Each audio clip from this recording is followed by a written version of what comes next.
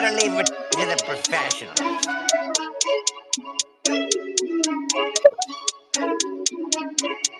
Blessed by Bundy, blah, blah, blah.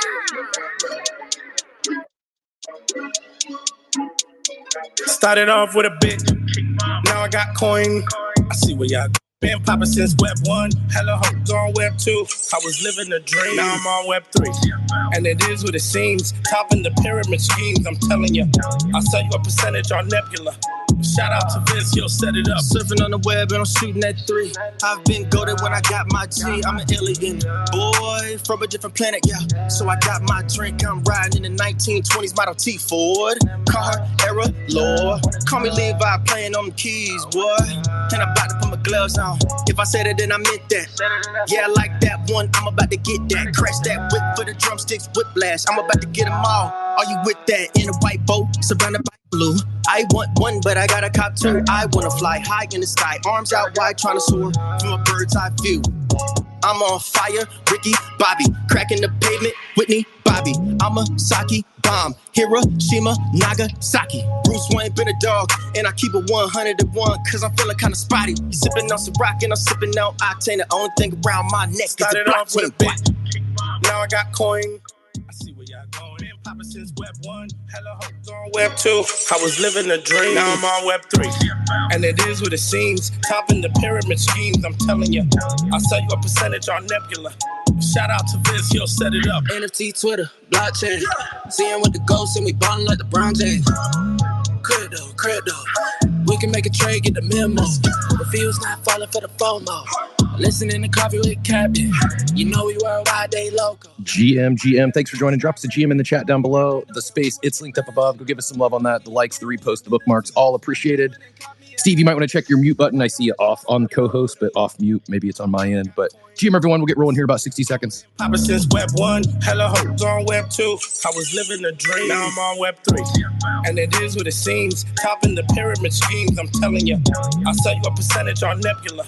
Shout out to Vince, he'll set it up. Freaking the more to choose one. But they got knowledge to move, son. I'm shocking in shades with my brother in suits. Yeah, them blues is coming. Even though it's hard to pick, eeny, mighty, mo, soda on the mix, no biting lips, it's time to go. Index number 1, no thumbs up, you gotta scroll. Looking at the ghost in studio, it's time to go. Had a helmet on by myself until I met a mask that wanted to have a face off. Had to bring my chainsaw, full tank of gas in the ride with my brakes off. I'm A1, but a different kind of steak sauce. This episode is brought to you by DGen Network, the only community-based Web3 media network, bringing you the very best content in the NFT and cryptocurrency space.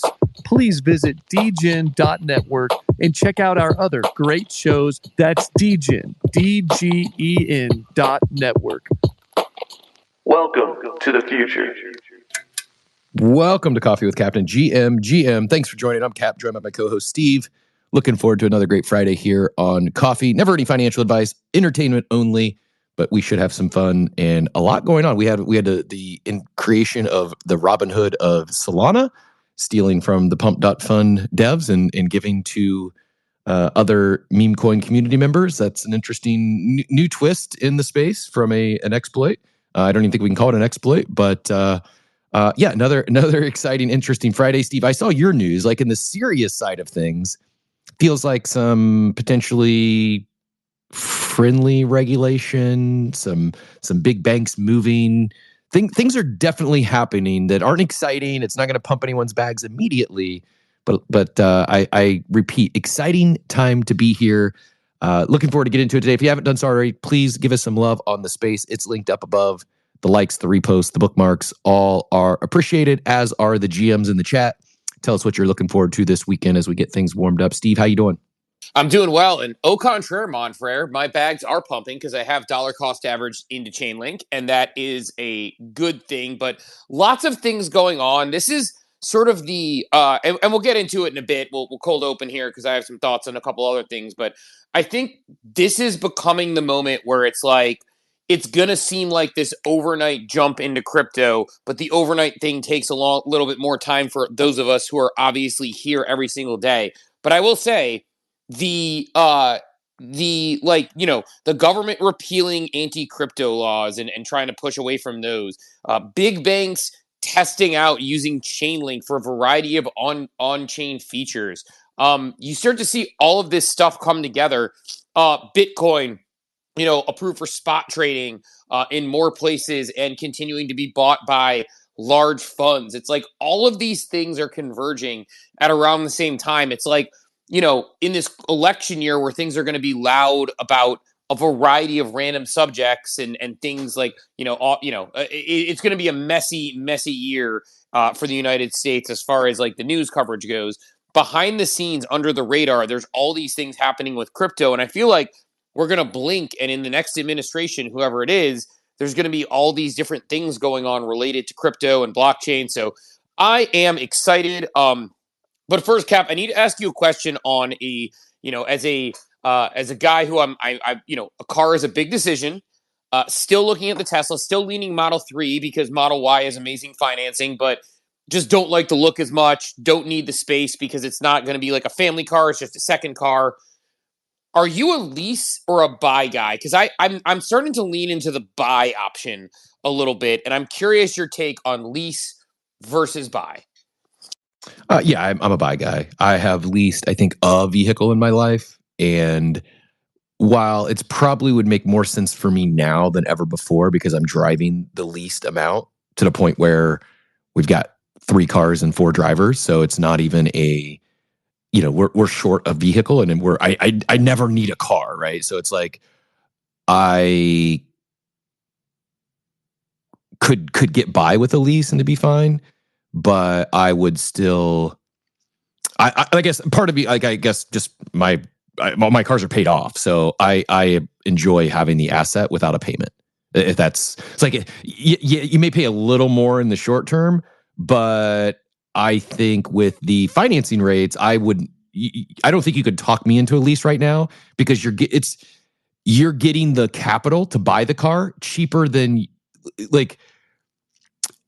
could get capital anywhere in the world right now, as far as I'm concerned. Like you could take, instead of leasing a car, buy it with the low interest rate and then earn 10% on USDB on Blast, for instance. That's obviously just one example, but you could put your fiat dollars in your checking account and earn 5% at most banks and Coinbase. Like, it's just, there's rates are so high right now. The fact that they're dangling less than 1% interest rate to buy, that would be the no-brainer for me because, in 5 years, the thing's paid off and the car's not going to be worth 0. So I don't mind.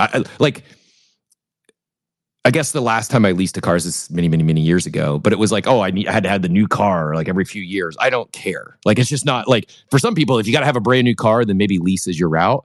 I prefer a paid off asset that doesn't have, any monthly expense other than maintenance and insurance. But that's just me. I have no desire to buy a brand new car every few years. And for me, my daughter has a 2015 Mazda CX-5. I don't mind driving that thing to the gym. Like, it's not my, it's safe and it gets me from A to B. And I don't, there's a lot of other things that I would rather put, like if I'm going to buy an additional vehicle right now, or if I'm going to lease a vehicle right now, I would want it'd have to be some sort of business, whether it's Turo or something to where I could get, like if I'm putting that kind of capital, on a monthly expense out to acquire anything, at this point, I want it to be a revenue generating asset. And you could do that with a car, but most people probably aren't. So again, the decision for me, which makes it easy, is just the rates. This is not like maybe the last time you bought a car, everyone was throwing around 0% interest rates because the interest rates were 0. Like, you could go buy a house at 2%, 3%. You can't do that now. So the fact that you can go get capital to put towards a car at near free, I think that is, to me, that would make it the no-brainer. Got it. Makes sense. Also, a couple of things. Number one, I'm leaning into the buy, but I've heard specifically on Tesla that there's some like worries about buying and maintaining is so much more expensive. So if you own it long term, like the parts and all that good stuff when things are choppy, but like, because it's funny, I started looking at comparable cars. Like, the reason I want this thing is, and this isn't necessarily buy versus lease, is that it does a variety of things that I'm, like I looked at other cars and they're like, it can sort of it'll beep if someone's coming if you're trying to change lanes. If you look at like comparable type of cars, and then you look at the Tesla, we're like, yeah, I'll drive for you and park for you, and if I'm in a spot 200 yards away, you hit a button and it summons to you. Here's the other thing. It's also not just a car. Like they're a technology company. They're an AI company. Like the huge differentiating thing about the Tesla is you get over-the-air updates. It's going to continually get better and better and better with time. Most vehicles will degrade with time or fail to keep up. Most vehicles are not future-proofed. The Tesla is, thanks to those over-the-air upgrades. And again, as a non-Tesla owner, all I know is all my friends that own Teslas, they continue to buy Teslas. Like I have one that owns two, both paid off, and they're buying a new Tesla right now because the interest rates.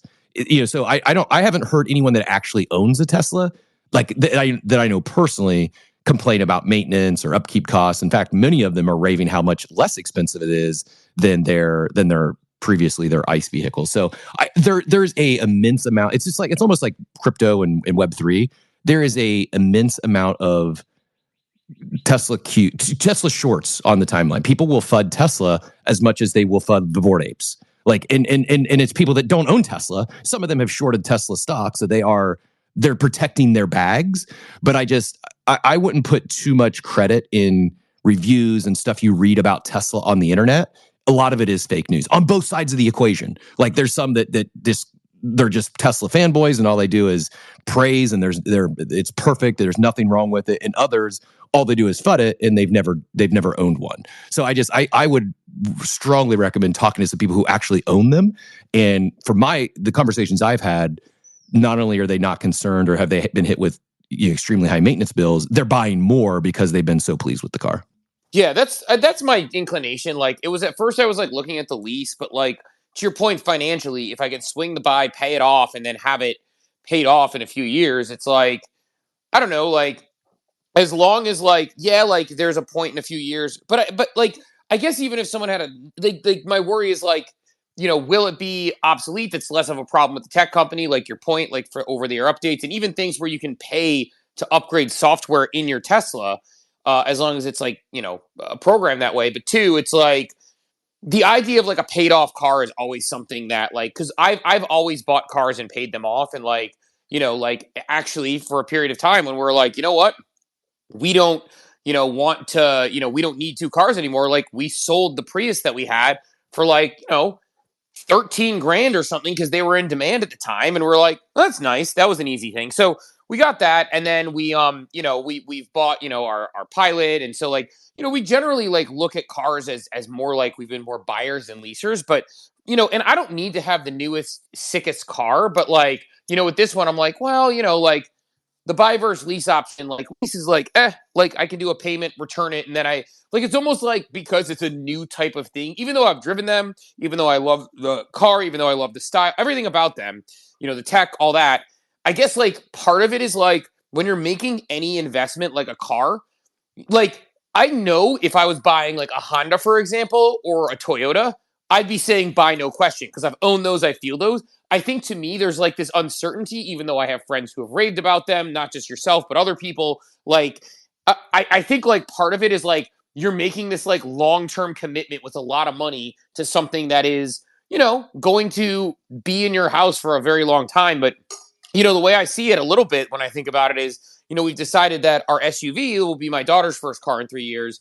And I started thinking about the Tesla. I'm like, my son actually likes minimalist stuff. He likes more sleek or whatever. Like the Tesla could be my son's first car in 7 years if we own this, right? And then in 7 years after this car's fully paid off, he's driving this thing, and I'm deciding about the next car after that. So I don't know, just a thought that I had. The fact that you're already thinking about the kids' cars, to me, I would not consider leasing because if you lease, you're never getting rid of your lease payment. You're always like you're always going to have a car payment if you're leasing, and you're going to pick up another lease payment when your son turns 16. Whereas if you go the buy route, he turns 16, you've got no payment. That's just I think because you're looking to keep these potentially, you have a reason to keep these cars for a long time.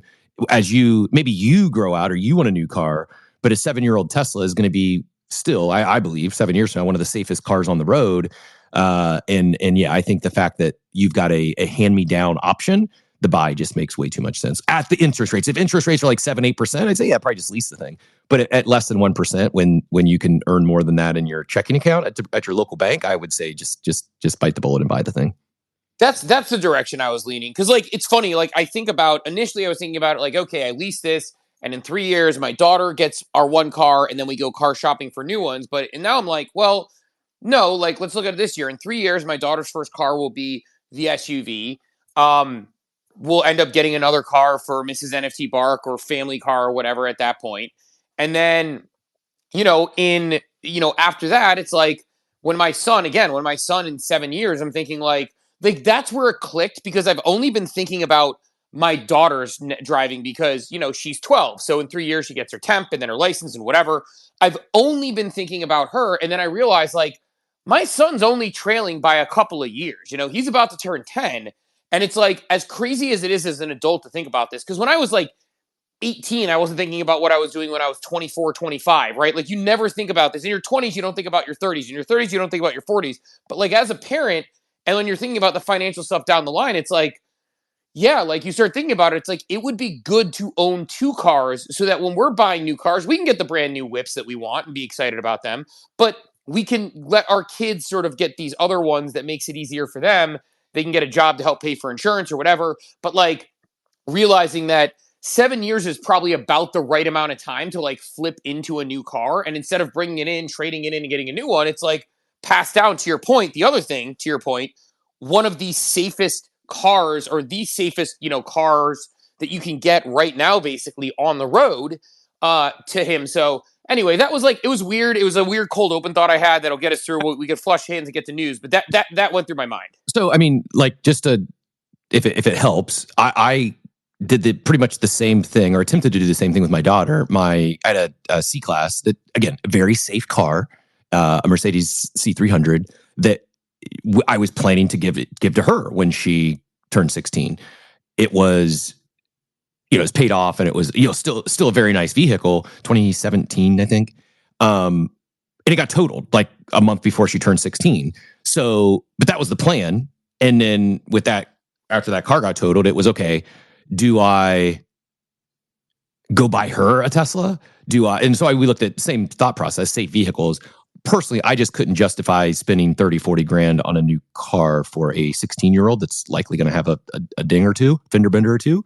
And we looked, the CX-5 is another extremely safe vehicle. And we decided to go that route and just buy it cash as opposed to taking on another, car payment or, dropping 30, 40 grand. I think that is not, I struggle with it. Call me cheap. I just don't think that you should be dropping that kind of money on 16-year-olds for their first vehicle while she has friends driving, $90,000, $100,000 cars. I can't do it. And I was never born with a silver spoon in my mouth. I think that is kind of going a little too far, spoiling your children, giving them vehicles that are nicer than most people in the world that have the opportunity to drive. So anyways, I'll in my rant get off my soapbox of kids shouldn't be spoiled with $100,000 cars, but that's a whole nother conversation. The point was, I had the same thought with the C300 that, it's paid off. It's a very safe vehicle. And that's what we were going to give her. And it just, things happen. So, hey, hopefully your Tesla doesn't get totaled in 7 years. But I think even if it does, you'll have insurance on it and you can go buy him a new one. But I think that is, with kids on the way, I think the buy over lease is the sharp money way to do it.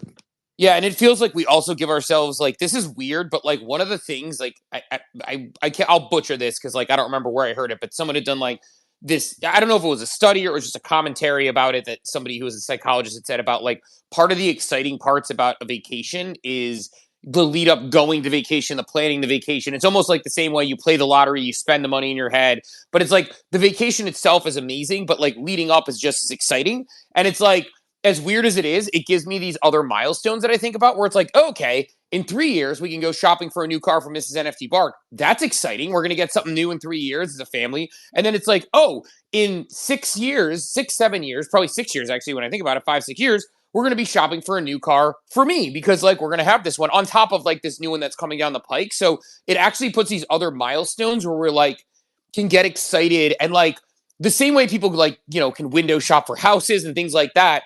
it gives us these milestones in 3 years, in 5 years, where we can start peeking around and being like, ooh, what do we want to do? Do we like the Tesla and want to go with another one of those? Do we want to go with something else? So kind of an exciting moment to think about as well. And of course our kids could always end up splitting a car like me and my sister did, like with the SUV if we decide to go that route. But I don't know, some exciting moments in time. So let's go ahead and hit let's say board dev first and outer lumen in that order. Board dev GM.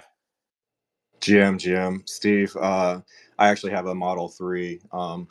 It's going on 3 years now, and I leased. I don't drive a whole lot, so typically I have leases, but I'm at a crossroads right now where I'm actually trying to decide if I want to lease again or buy. And yeah, Cap's point was it's 0.99% financing rate, which is insane. So, I mean, it's kind of hard to beat. And depending on where you're located too, there's tax incentives.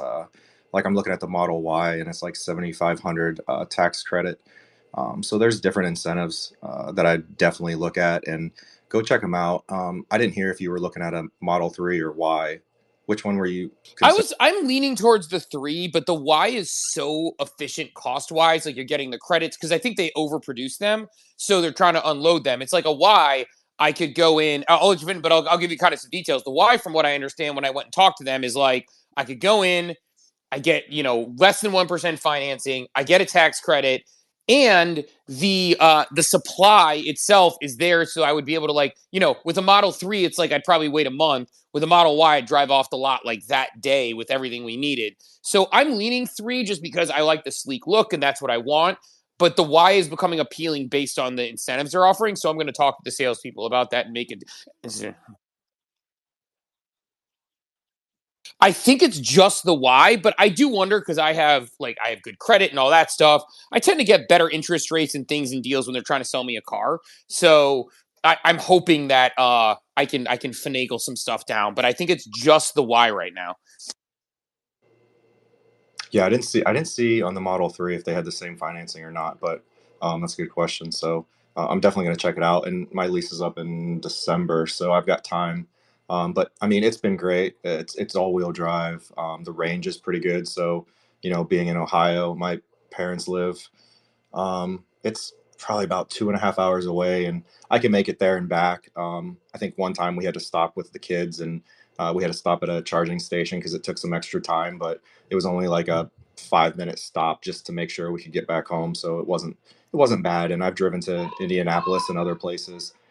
So I had the extended, like the long range version. So I definitely look at that too if you're looking to get one. If you drive a little bit farther, the extended, the range is worth it. So yeah, check that out. The other hilarious part about this is I will say Tesla does pull bullshit shenanigans on their website where they're like, talking about the price of the car, and they're like, include estimated 5-year gas savings. I'm like, no, I just want to know like what the car costs. And they're like, include, savings on your taxes. I'm like, I live in Ohio. They charge me money for having an electric vehicle because I'm not using gas pumps. Yeah, for sure, for sure. I know I will.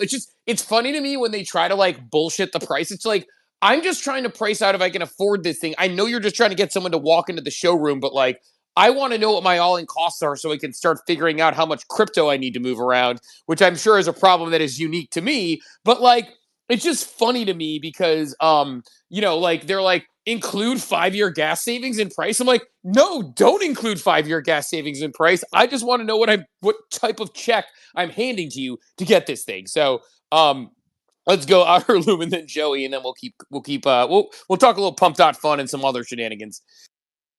Hey GM, I'm surprised Sheba's still here given all the car talk.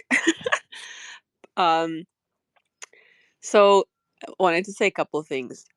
I don't know what the tax and business laws are like in US, but do check in if like you do have your own consulting business or whatever it is that you're doing in terms of leasing and for your business to have a car, because there might be some really good incentives to do that. It's like one of the only times where leasing makes sense, at least in Canada, is if you're leasing a car for a business that you own.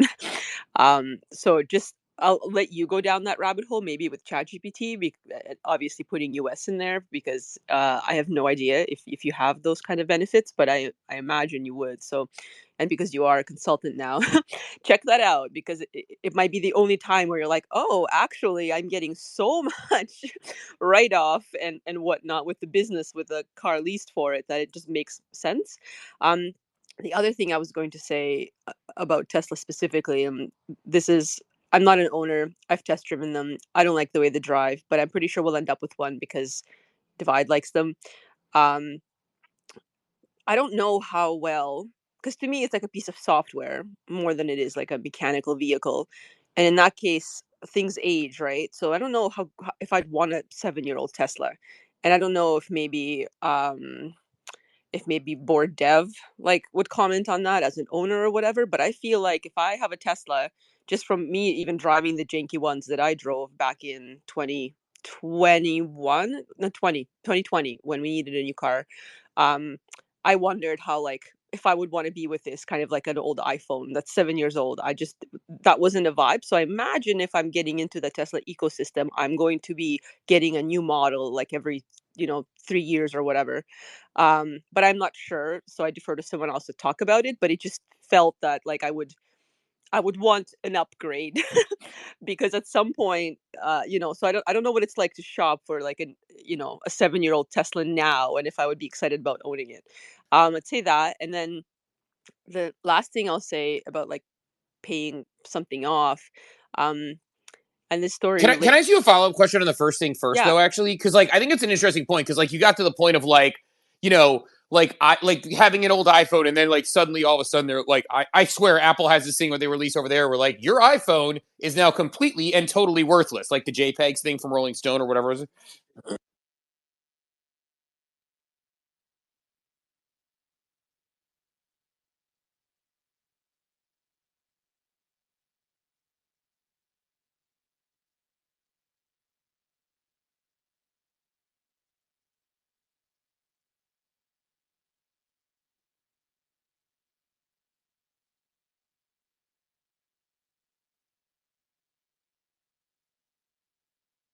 Well, Well, I this So meant can I also answer this question?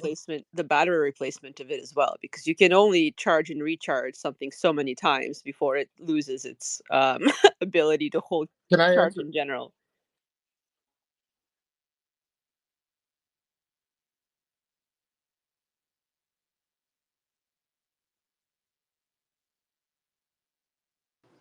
Just casually speaking. Yeah, To answer your question, because I'm actually looking at buying a 2019 Tesla because they have a $4,000 credit on it on any EV vehicle priced 24,999 or less. You get a $4,000 credit on. So if you can find one for, let's say, 22,000, you're only paying 18 for it. But to answer your question, on the battery, on standard range, you have 8 years, 100,000 miles on the battery. On a long range, you have 10 years, 125,000 miles on the battery. So, unless you're buying one, again, used that has a lot of miles on it, you don't have to worry about the battery, especially if it's a secondary car. And on the software, to answer Outer's question, they're always being upgraded to what Cap said. So the only thing you're essentially buying when you buy like a 2019 is a body style. You're not, everything else is pretty much.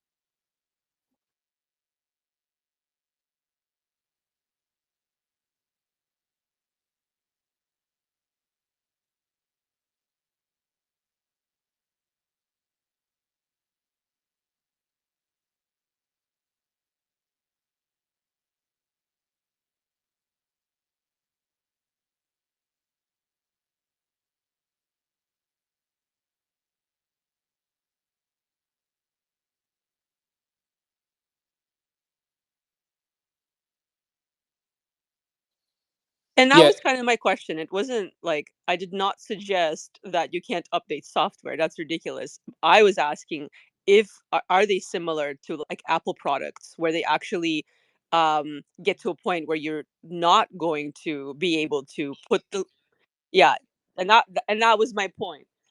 Yeah.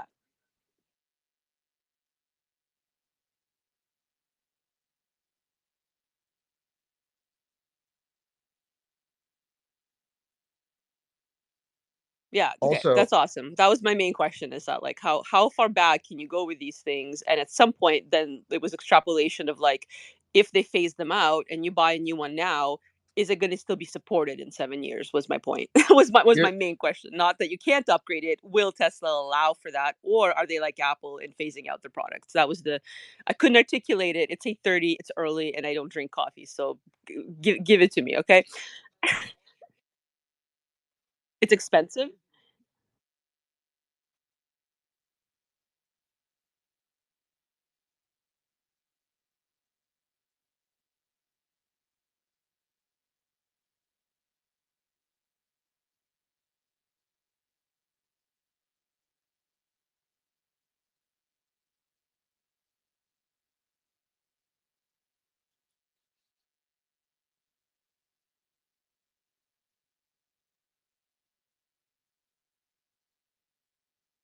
Oh, Got it. Captain, I'm also hearing that I don't think anyone, I don't know how we fix this if you need to change phones, but Von Frunten just tagged and said they can't hear you. And it sounds like people have reconnected multiple times and cannot hear you. You were coming in and out for me earlier. So if you can change devices to whatever your secondary device is, maybe give that a go because it's like I thought it was maybe just a Von Frunten issue. I'm like, those Indianapolis people with their bad Wi Fi.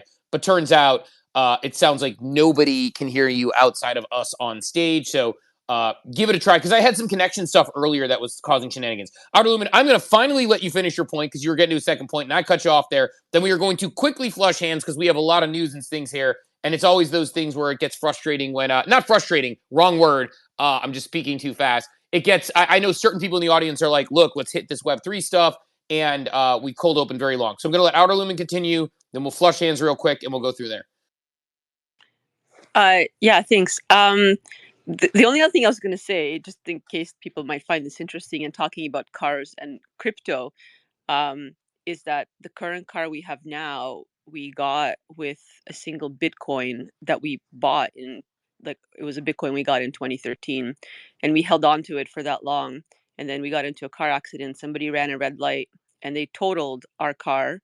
They didn't kill us because I'm here to tell the tale, but it was insane. They just fully like, I don't know what the miles is, but it was like 65 kilometers an hour to take a full hit on. It wasn't like a highway, but we advanced through the intersection and someone was just like, did not notice that it was red and fully hit us. Like we were going straight through and we ended up looking like we were turning right and well on our way on the other side. And that's what the car did. Anyway, so it was totaled and we needed something new. And at that time, Bitcoin was running. It was like on a huge run up. And so we walked into a Volvo dealership and picked out a Volvo that was about the price of what Bitcoin was. I think it was like 60 grand or something like that. And just yeah, spent it, and now we are literally driving a car that cost us, one Bitcoin in crypto from back in the day. And it was really satisfying to do it. And nobody at the dealership would even understand how like fun it is. So I thought I would share it here because it's like everybody here would understand how fun it is to be able to to do something like that. To hold on for that long, but also, swap it. But the reason why we bought a Volvo is because if you look at safety ratings, Tesla and Volvo are probably the safest cars in the world because you're in a steel cage in a Volvo, which is pretty awesome. But I also like Volvos because you sit low and they drive like a sports car. Like I take anybody out unless they have a sports car. Like, and even then, like I for sure went up against like an Audi and a Beamer, and it's pretty good. Like I am impressed with the pickup on those things. But we also need to figure out what our 13-year-old will drive in 3 years. So we're in the same spot as you, Steve, in terms of like what the second car is and how we're gonna shuffle those things around. So he might get the Bitcoin car. We'll see. But with Volvos, you don't want to hold on to them for too long. Past like 5-6 years, they become extremely hard to repair. So you definitely want to keep getting new ones if you can, because suddenly you need like a wiper and it's like $200 or whatever. They're not exactly cheap cars to maintain. Yeah, no doubt about it. Let's do this. Also, I realize, Cap, you could probably come in under the DGen handle if you have the password for that stuff. Although everything logged me out this morning, so I lost DGen handle access. I gotta go find the password again for some reason. But if you can log in under that, I think X had some sort of update. Can anyone else hear me? Check.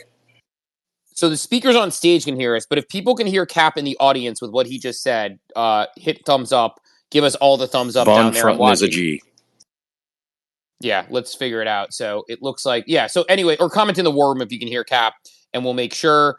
Let's do, all right, we're going to hit Joey, Sheba, Musty will, in the next, we can hear Cap. It looks like we can hear you again. So you have fixed it. We're getting hundreds from Peanut. Thumbs up from everyone in the audience on that. I love when there's the delay and you see it. Oh my God, thumbs up just firing right now. We should just do this all the time. A little emoji action. All right, we're going to go Joey, Sheba, Musty. We're going to flush into the next 5 minutes so we can get some different Web3 news. It's a sleepy Friday as always. Give us a like, a retweet, a comment in the room. Now that Cap's talking, we can officially start the show. Not going to redo the cold open. We're going to get through this sucker. Go ahead, Joey, and then Sheba and the Musty. Joey, GM.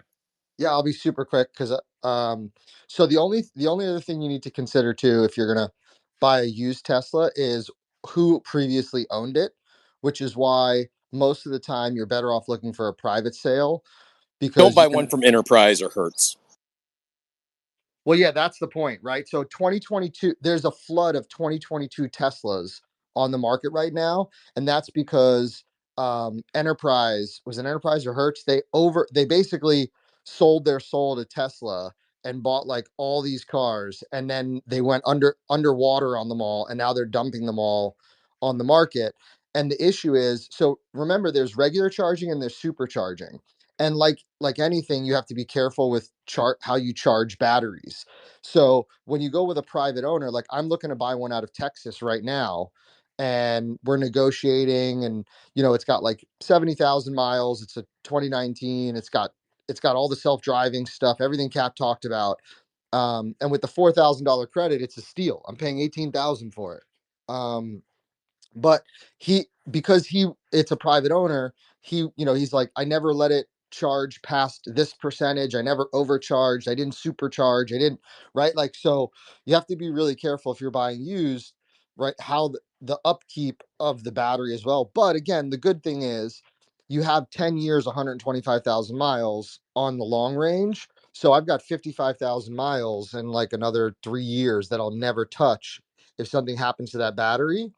So if you want a Tesla, but you can't afford a new one, if you can find a used one under 25,000, you get a $4,000 credit right off the top if the dealership is registered with the U.S. government.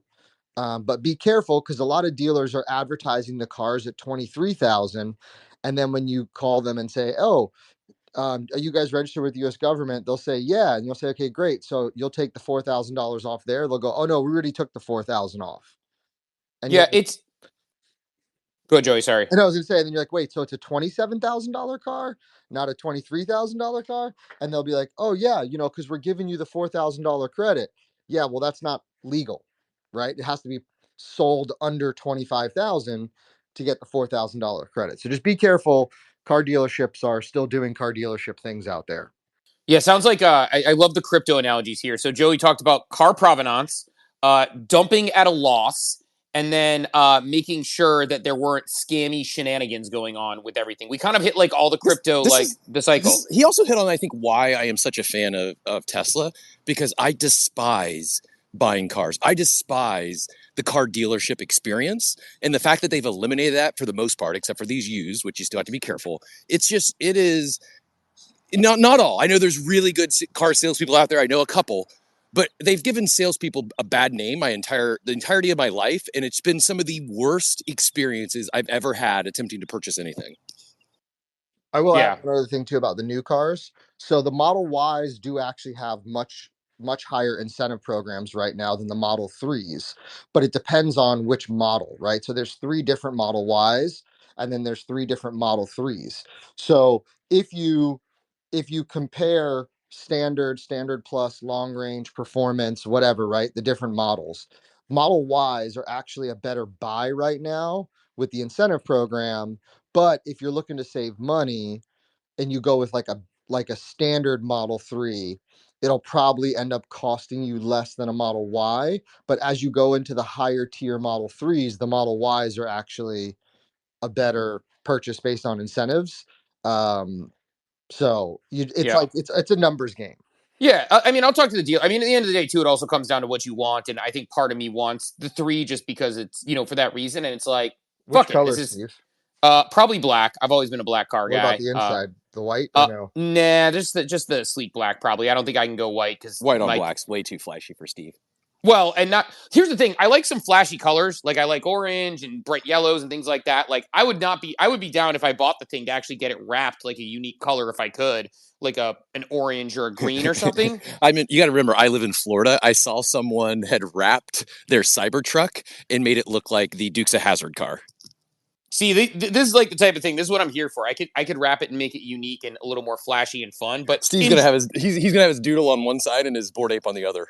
Yeah, just like completely be like, hey, I'm a nerd here. He's stuck in 2021. Make it look like they're sitting in the back window. So yeah, like or like have them like they're coming out of the trunk or whatever. But no, but like as far as like the actual white, like I'm more thinking like I cannot go a day without spilling coffee on myself.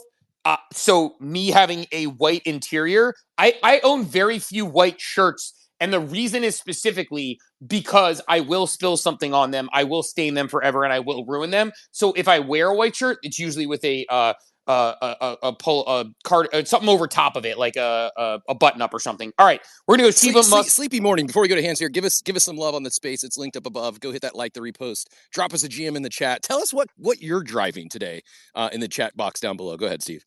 Yeah, let's go Shiba and then Musty, and then I want to hit pump.fun. I want to hit some of the big government things that are coming up and a couple other notable news items. Although, again, like the stuff we'll be discussing today, I think tends to be less sexy to like the speed trading audience or whatever, and more like bigger stuff that's happening across the world, which is really exciting. But I fired into a pre-sale this morning, Steve. We might be back. Oh, wow. We're just firing money off. Shiba, go ahead and get in here, then we'll go Musty. Hello, good morning. Outer was right. I have no idea how I made it 15 minutes in when you guys were still talking about cars. But the Tesla thing, absolutely hate the company, hate everything about it. Had the terrible. Imagine that. Imagine Shiba fading something that has captured the cultural zeitgeist. Imagine. Hold on. Now a pile of turds. Just relax, Jesus. So my experience was like 6 years ago. I had a decision as an adult to get my first car as an adult and buy it and pay for it myself and do whatever I want.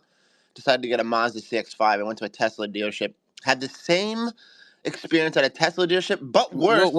First of all, I got to check your fake news because there's no such thing as a Tesla dealership. First of all, yeah. Well, it's a fucking. We have the big store here in New Jersey. It's like one of the biggest ones probably in that area. I don't know if it's like Delaware. We have one too. Just to vouch for that, like it's a big one.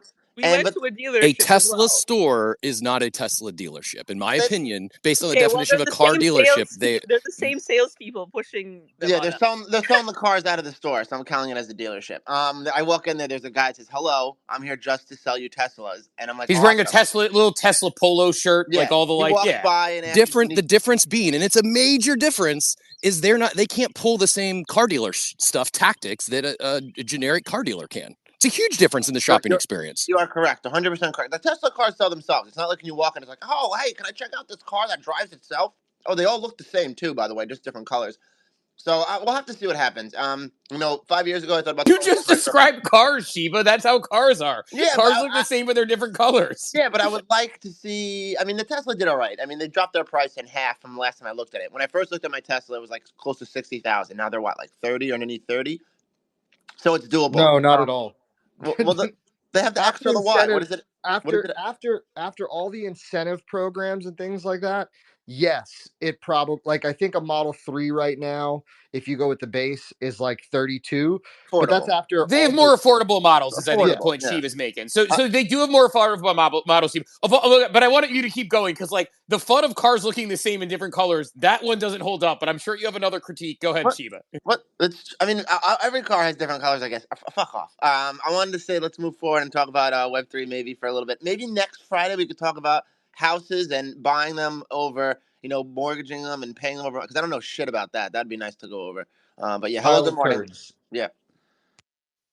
No, Steve, I appreciate the thought or whatever, and we will move on into Web3 stuff after Musty. We'll let Musty get in here, and then we'll keep going. Wait, Musty, I get have in. a divide here as well. That's why my hand is up. Okay, Musty, get in, then we'll go to Divide. Yeah, you want to talk about Web3 stuff? Web3 is fucking dead unless you're buying meme coins. Joey, since you're buying a Tesla, I've been driving Tesla for 3 years. I've had 2 Model 3s and now I have a Model Y that I bought the local top on, unfortunately. But Model Y, Steve, like I know you're debating as well, Model Y is the best value currently. And Joey, if you're buying a used Model 3, so you guys are talking about like the software and all this shit. So basically how it works is I believe it's 2021/2022. My first Model 3 was a 2021 and it had like what's it called? The Atom fucking software, or no, sorry, the Intel software, and it wasn't slow. And then the new ones, they have what is it? I don't whatever the fuck. Atom software or some shit. Anyway, it's like Apple to Android type shit, if that's how you want to like, discuss it or whatever. Like Android's kind of slow and Apple's pretty snappy, like that's how it is. So just keep that in mind if you care about that kind of shit. And also, all right, whatever, Android users. And if you care about that kind of shit, whatever, you can add that to your list of things. And the person you're buying it from, have them send you a screenshot, have them take their, like, when they plug in their car, have them take the percentage, pull it all the way to 100%, and ask them to show you, like, what the mileage is, and then compare it to what it's supposed to be. Because the batteries hold up really well. There's, like, pretty much nothing wrong with the batteries. The only way to fuck up your battery is if you're literally fucking supercharging it every fucking day to 100%. That's, like, pretty much the only way. Yeah, that's helpful because I am going to be... the thing about the battery is I'm not concerned about the battery. Even when I'm driving my car a lot, we don't drive very far. I don't have a long commute to work. This is specifically for us to be able to have a second car that we want to, take out occasionally. Did you just say so you don't have a long commute to work, Steve? That's what I'm saying. No, I'm saying yes, exactly. My commute goes from my bedroom to my basement. So because Steve got of jokes this morning. Well, no, like, because I think with a lot of people, they're saying, like, worrying about the, like the battery, this, that, and the other. It's like, my battery is not going to be affected, even if I buy one with 100,000 miles on it, because I'm somebody who is not going to be driving this a ton. It's just going to be mainly a secondary car. Musty, he's got the home charger, right? Is that a strong recommendation from a Tesla owner? Yeah, I can. Yeah. It's like a dryer outlet, like 240 volts or whatever the fuck. I paid like $1,100 to get it put in from like one side of my house to the other. So if you just like get the regular, like the card, first of all, they charge you for the charger now, which is fucking insane. But anyway, the charger that you buy when you get the car is just like a regular wall charger, like you plug your phone into, right? That shit gives you like 2 miles every fucking like 6 hours. So then when you get the 240 volt, it's like 40 miles like every 2 hours or like whatever it is. So yeah, like that's the beauty of a Tesla. You just plug that shit in, wake up in the morning, and then you're good to go. Yeah, all the battery stuff and like all this extra stuff. I always hear people like talking about this and then they end up like flooding Teslas. Like it's just like because you're not knowledgeable, just to be frank. Like I'm a fucking nerd and I watch like a bunch of car videos about Teslas and fucking electric cars and all this shit. And that's why I bought a Tesla over like a BMW or some shit like that, because it's just like a way better experience. But also keep in mind, if you buy a Tesla, they have the worst customer service. And that's because, like Cap said, they sell themselves. So they don't fucking care about you. You bought the car, they could give a fuck less. Literally the worst customer service I've ever had in my fucking life, dude.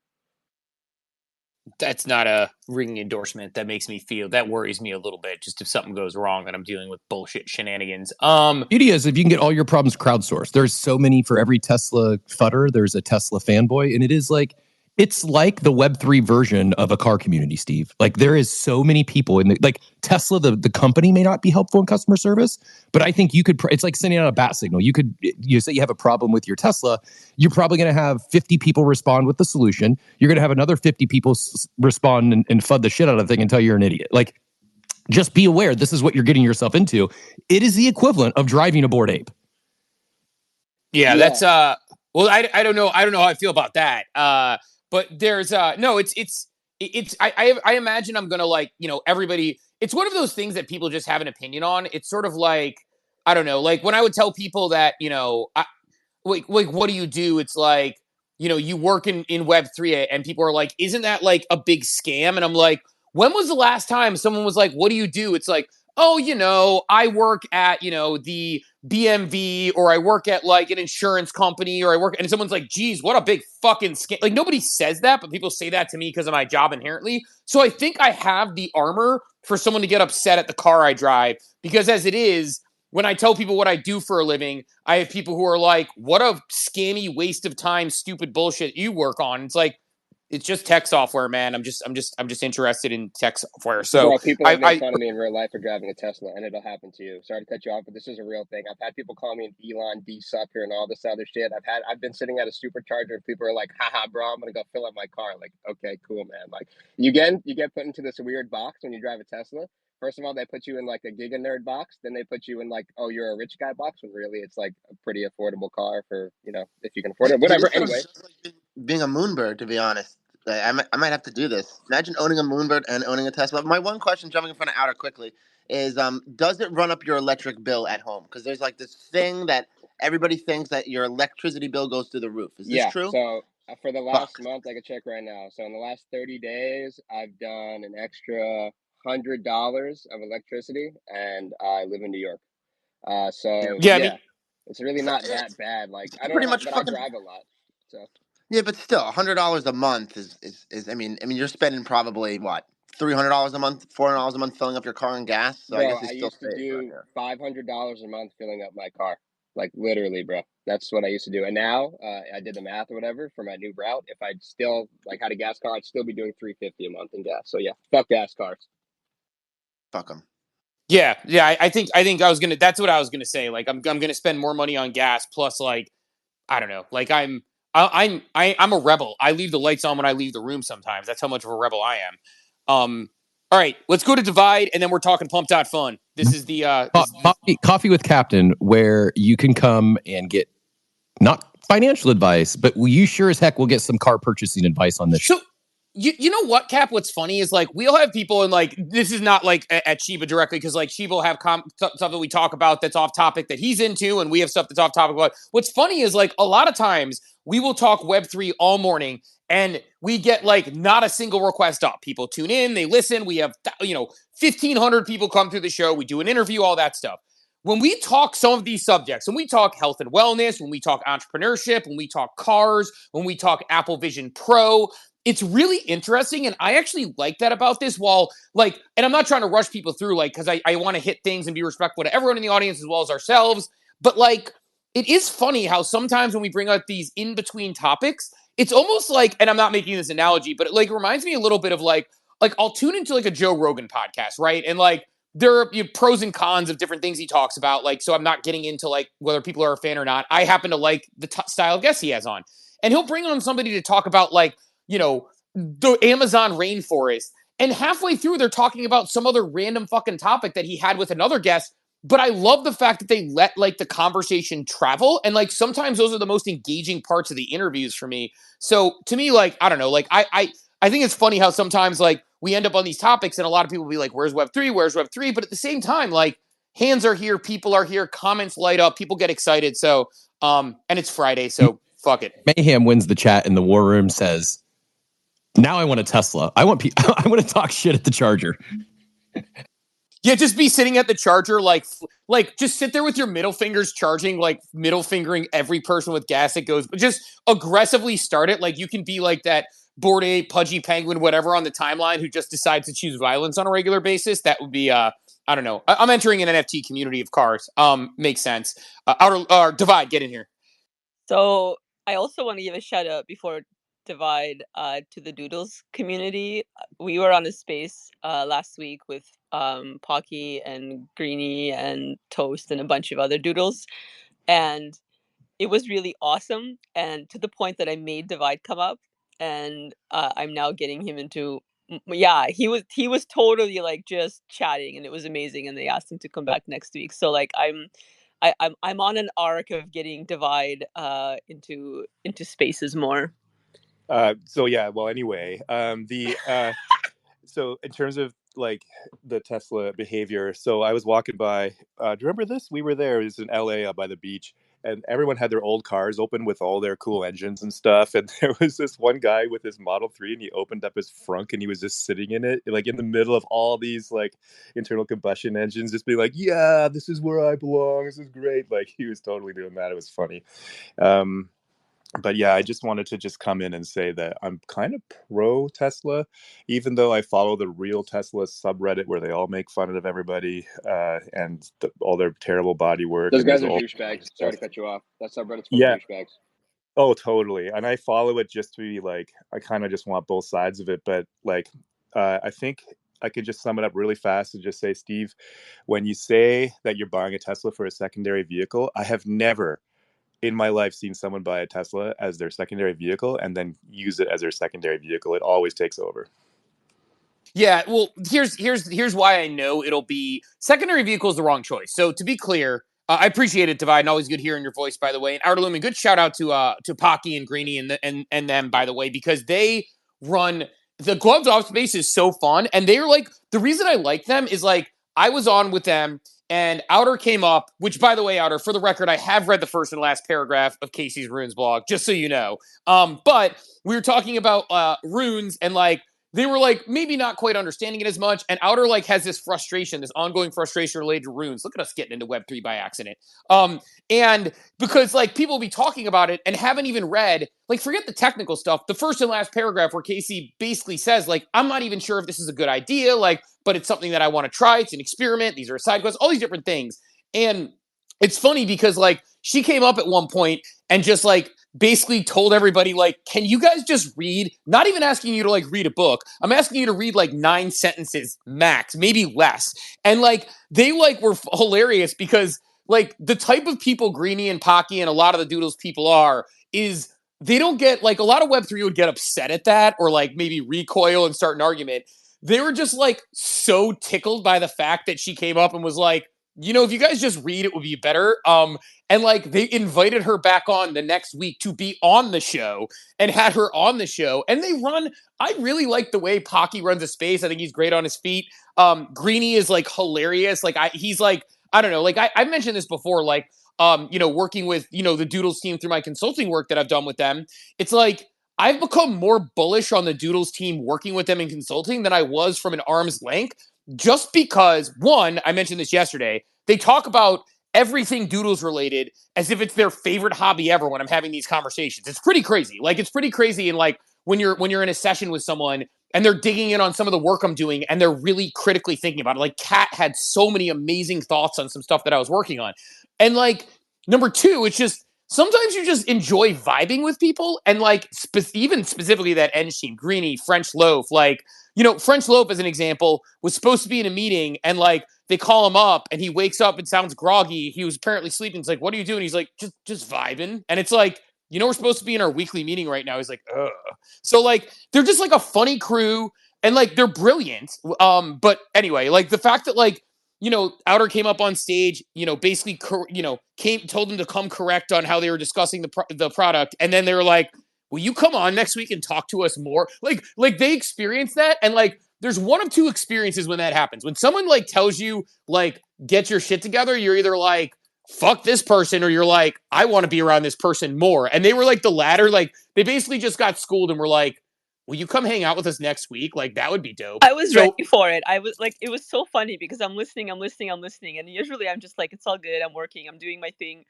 And it's like, you know, a kettle gets like red and then it like goes off in a whistle. I'm like, I cannot, like, I have to request and just ask them the bare minimum, which is to just read Casey's blog about runes. Like, just please, just read it. It was so funny. And yeah, I don't know like what ended up happening, but last week we were on, it was on Wednesday. It was this Wednesday. We were on the space and we had a riot. Like, I've never hung out with like the Doodles community, like in a space where it's mainly Doodles community. And I had a really, really great time. And so did Divide, like to the point that he doesn't come out of the woodwork on his own account. And he totally did. And yeah, it was such a vibe. And I'm looking forward to the next ones. So yeah, kudos to them. Steve, last thing on driving before we get into Pump.Fun and other Web3 shenanigans. I can't make this up, but I gotta get it in there real quick, and then we can move on.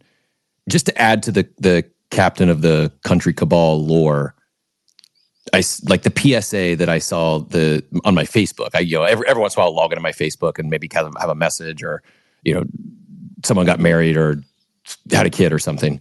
Congrats. Today's PSA, Fairfield Union friends. Fairfield Union's where I went to high school. Tomorrow is drive your tractor to school day. Please take caution before and after school. So where I went to high school. Now, I personally I never drove a tractor to school. However, to put it in perspective, and add to the captain of the Country Cabal lore, during like senior day or one of the last days of school, it's this drive to tractor day, and there will be quite literally hundreds of tractors in the student parking at the school I graduated from. The FFA, the Future Farmers of America, roll very deep at Fairfield Union. And yes, today is drive your tractor to school day. So just had to share that. I will let you set up the Pump.Fun Robin Hood extravaganza and anything else Web3. But yeah, good car talk this morning. A lot more. Appreciate everyone's patience. Noted on the feedback that Cold Open is extended now 60 minutes this morning. So we'll be a little tighter next week and moving forward. But Steve's making a major life purchase here, so deserved a little more time today. Yeah, I saved this particular thing for Friday. I had thought about it yesterday. I saved people. Maybe we'll save a story for next week about my dog just choosing, making a choice and choosing violence in a way he didn't have to, in relation to not literal violence, but in a way where he drew a line in the sand, choosing me over the rest of my family. But we'll save that story for another day. He's my little homie, but he didn't have to do it, and he did it. So I'll save that story for another day. Also some good old man stuff in there. But let's get into some Web3 news. Damn, I was like, I had 2 Cold Open things here, and the one just took an hour. So Pump.Fun, if people missed what happened with Pump.Fun, here is my understanding, and I may need some fill in the blanks here from anybody who followed it a little closer than me. So if you're not familiar with Pump.Fun, it's basically a place where you can launch meme coins on Solana. It's a giant, crazy casino where you can launch, you can invest before they get listed on other DEXs or other places. And when they get listed or escape Pump.Fun, it's almost like it's a celebratory moment for anybody who launches a coin on there. It's the earliest amongst early you can get in. It does so much volume that it's like literally doing volume against major blockchains because people are just launching thousands upon thousands of coins on there on the regular, just hoping to catch lightning in a bottle. Yesterday, out of nowhere, a doxed person who was connected to it, it wasn't an exploit, so to speak, or maybe exploit is the right word. It wasn't a hack, I'll put it that way, who worked directly with the company, as I understand it. Doxed person who's been on the timeline, stole like 12,000 SOL, like $2 million out of it, and is, basically publicly stunted on the timeline with some like interesting kind of strange rant, went on a space, and is apparently looking at redistributing this amongst various communities, which is interesting because some people are like, it's the Robin Hood, which I get Robin Hood, steal from the rich, give to the poor. Little bit different here because it seems like this is just a thievery that's redistributing to this person's bags. I don't know. So that happened yesterday, and it's just like one of those things in Web3 that happens that it's like, it's like it has every mark of like the DGen casino all over it. It's Pump.Fun, which is a crazy casino to begin with. It's somebody exploiting it from the inside. It's a distribution to places he wants. It's like stunting all over the timeline. I guess when I look at this, Cap, like with all these things going on, we have one hand. This is sort of what I was talking about the other day. On one of my hands, I'm sitting here talking about the Chicago Mercantile Exchange, which is the world's largest future exchange, announcing plans to have Bitcoin spot trading. The U.S. Senate with overturning the SEC's accounting bulletin, which says that financial institutions can't hold Bitcoin and other cryptocurrencies. Chainlink having a successful pilot with multiple financial institutions, including Franklin Templeton and U.S. Bank and a bunch of others. And on the other hand, fucking Pump.Fun gets hacked by somebody who's on the timeline writing shenanigans.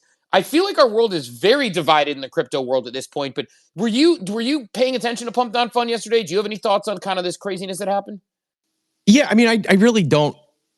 Yes, I was paying attention. I didn't have anything in the bonding curves or what wasn't. I participated on Pump.Fun previously, but had nothing over there that I was concerned about. I guess at the end, I was trying to go find a couple links. I'll go grab them here in a second. But I believe the final tally was about $2 million. Much bigger numbers were being thrown around originally, but it appears it was from the bonding contract. Fortunately, no end users.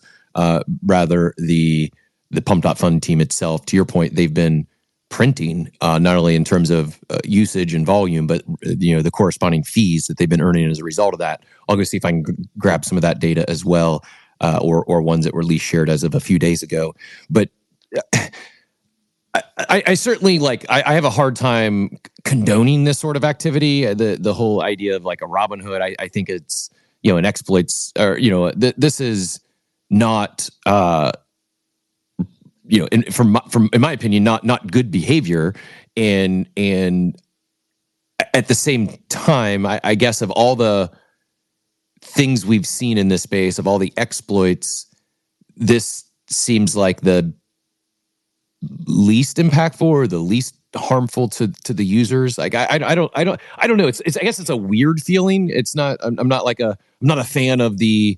I'll go grab the tweet so I can get the exact account, because the individual's doxed as well. That's the other thing here is doxed and openly, talking about that on the timeline. Just wild to see that. And I believe his mother just recently died. Just a wild situation that it's going to be interesting to see how it plays out beyond just the last 24 hours or 12 hours or whatever here, how what transpires in the future.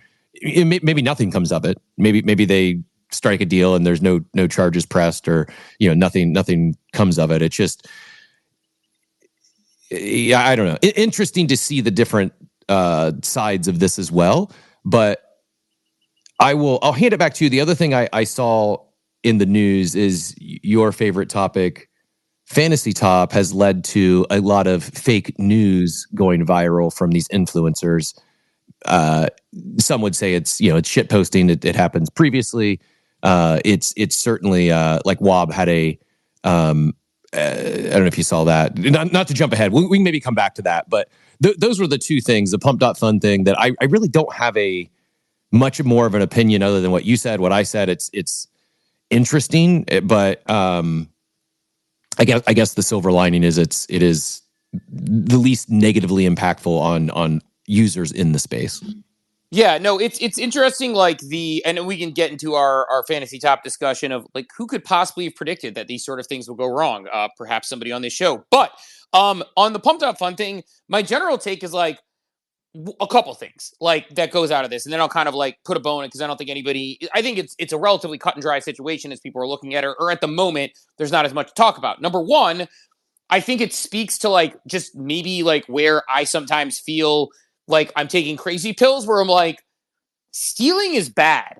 In any kind of situation, causing a public theft is bad. Everyone's haha, it's funny. It's $2 million is a shitload of money. And while I expect that they're probably going to return that money, and that'll probably be because I think after all said and done, there will probably be some consequences that come into play. So, I could see the return to be no harm, no foul. Like we saw forever ago, there was some Cryptoads derivative that Doodle Toads or some shit that dropped way back in the day. Or the Cryptoad Superlative Society or something. And some 17-year-old, basically either they hacked the contract, I can't remember, but they basically stole a bunch of money, and they ended up finding out about the hack. They found out who it was. They returned it, no harm, no foul, and didn't get in trouble for it. 16 or a 17-year-old kid. I wonder if with this person being doxxed with the same thing. So number one, stealing is bad. Number two, this also speaks to how hard and fast we move sometimes, which I think isn't necessarily a bad thing, because there's this fine line between the type of person you hire or the type of person you have involved with your company, and having them be you don't want to hold people accountable for things I swear on this face sometime. I wouldn't want to not get a job because I use dirty words, right? There's levels to this thing, but understanding the people that you're doing business with. I think a lot of times we see these things in the crypto space, and then we're wait a minute. If you had done a social media search on this person, you'd realize that they had, several things that were very questionable in the past that aren't really explainable away, even in the past few years. Or, if you do a criminal search on these people, you'll find this. And I don't know what the case is with this individual, but I feel like hiring in crypto, sometimes we're like, hire your friends from the Discord. And it's like, well, yeah, I mean, there's something to that. But understanding people's past and people's reputation and what people care about, I think also matters. And I think also affects things in the future. I think sometimes, that comes out of this to me is like paying attention to that sort of stuff. Who you work with, who has access to your stuff. I'm very careful about who has access to information about me, whether it's even my email address, right, that I don't share with certain people, or my phone number. Like I've had people be like, oh, let me send you a text. And I'm like, I'm really careful about who has my phone number because, that's my phone. That's what I use it for business, and it's a very personal thing. And so I'm very careful about a lot of these things. And so I think just like, if you're like working on stuff, like you want to work with the best people. And sometimes that does come with some trade-offs because sometimes the best people, particularly in crypto, have some shenanigans in their past, but just be aware of that and create safeguards to fix that stuff so that you're not putting yourself in a bad spot. So that would be my takeaway from that. The other thing that made me think about when I thought about meme coins, which I don't think we need to go down this route. I think we should probably talk I almost said friend tech. Same, Fantasy Top. We should talk some Fantasy Top, but there was a discussion on Modern Market that was interesting this morning, and it was just sort of this evergreen discussion where they pulled like a tweet from a couple of years ago, which is like, hey, what do you think are like the best 3 things that are gonna exist in the next few years? And people said like Poxart, which is hilarious, and other ones said like all these different like random sort of like businesses and talked about their bags. But like I do think there's a discussion about like what are the things that we are doing today that we think has like this long sustainable timeline, and what are the things that we are seeing today that we don't think has long sustainable timeline. Like I've been vocal about, like, I do think there's a cycle around Fantasy Top as an example, so maybe we just go that direction next. And there's a lot of issues that go with it, but like I think in general, like that's a funny discussion to have, because I think a lot of times we have this bag bias where if you had asked me in 2021 who I'm most bullish on, I would have said a lot of these well-funded brands. I would have said things like Moonbirds and, Pixel Vault had a lot of funding, and Bored Apes and, obviously Doodles. And some of those have continued to thrive and move towards their business plan, and some of them haven't. And so like, it's interesting now to be like, what is going to be the thing in 3 years? Like, what is the thing right now that we're going to be like, hey, are we going to be like, remember Pump.fun? Or are we going to be like, oh man, remember Fantasy Top? Or is it going to be like, no, Fantasy Top has Mr. Beast on it, which it won't. But like, that's the point. Like, I thought that was an interesting discussion. But Cap, I'll let you take it. If you want to go Fantasy Top direction, we can go that. We can go this direction. I'm open for anything. It's Friday. Yeah, no, and by all means, it is Friday. If anyone in the audience wants to, has a question or anything specific they want to talk about, whether it's Fantasy Top, we got 60 minutes of Tesla talk in, so we'll probably keep it out of the car conversation. However, if there's anything else Web3 related, there's in the Clubhouse meeting this afternoon at 2, Steve.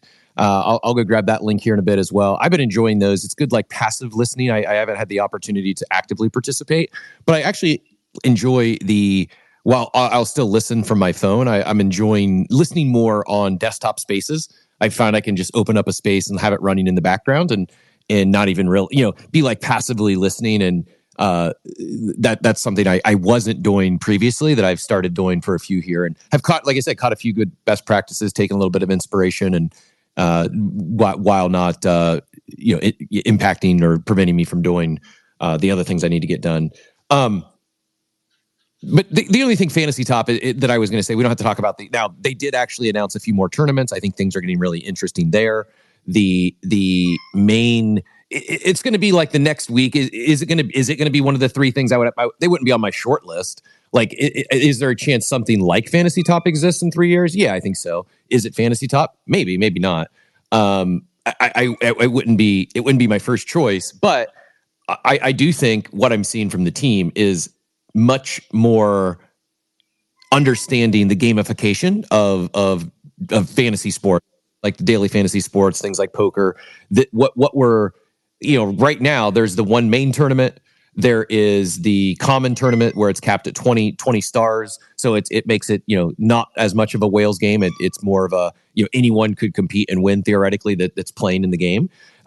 they've also announced recently a rares only tournament, a common only tournament capped at 15. So today there's going to be like 7 hours, almost 8 hours, the main tournament 2 finishes. There'll be like 60 some thousand cards unlocked. It's going to be really interesting, I think, to see what happens with the marketplace over, after that unlock occurs. There's a lot more of those cards will be then available to be listed, be sold in the market as we head into now an era of multiple tournaments taking place at once. So is it going to be Fantasy Top? I have no idea. I'm enjoying it the more I play as the gamification. Like they're doing a much better job than I thought at first, at the surface level, just watching the first tournament. But to your point, I think some of the side effects that you predicted and were probably pretty obvious that we would see something in hindsight is some shenanigans on the timeline. Now, some of these individuals, they're shit posters. They've been putting out similar type of content regardless. They're just doing it now at maybe a greater frequency. Others are going a little harder in the paint. For example, Kook had some long tweet and tagged the FBI. Like, the guy's just a lunatic. Like, I don't even know how else to explain it. Like, it is about as aggressive as you could go to play a game in making some meme tweet and tag the the SEC, the FBI, etc. To each their own. That is not a strategy I would ever think about deploying. However, on the other end, you're seeing like the Franklin stuff. But what we started seeing yesterday is, I'll just go grab it. Wob put out a tweet that was a screenshot that was photoshopped. I don't know how it was created, and it was basically GBR calling, like, turning bearish. Infamously sent out the bull tweet a little while ago. Came out of nowhere. Just one of the OG legendary traders in the space, and this tweet that was photoshopped turned him bearish, and he got some flack in the comments. Nate Rivers, I think in particular, started snapping back at him, calling like this is pushing it too far, borderline. You could find yourself defending a market manipulation case. Because now, whether it moved the market or not, there was a dip, almost, a pretty precipitous dip in majors shortly following the Wob tweet. So let me go grab that tweet, Steve, and then I'll hand it to you to get your thoughts there. I know that I think, and I don't want to put words in your mouth, but I think part of your concern or bearishness on Fantasy Top itself was what impact would it have on the timeline. Is that fair? Yeah, I think here's I want to actually separate two things, because I think there's areas where we were both right and both wrong on Fantasy Top in different ways. And I think what I realized is that in a lot of ways we probably agreed on a couple of things that are core principles, which I think both of these things can be true. Number one, the devs and people creating Fantasy Top are smart entrepreneurs who are actually trying to design an interesting product. We have seen that this wasn't just some flash in the pan, launch a thing, do a cash grab, make it lazy, use some influencers, which, to be fair, that's something that I flagged. I didn't say that was the case, but that was a concern I had early on, right? They did an influencer pump where you're going to have all people caring about their bags. You're going to have people who are invested in these influencers. You're creating this sort of, they literally call them heroes, because I used the term, I was going to use the term, you created this almost hero complex for them, where they have people behind them like they're a sports team, and they literally use the term hero. So I didn't even think that hero was a pretty bold choice. Now, I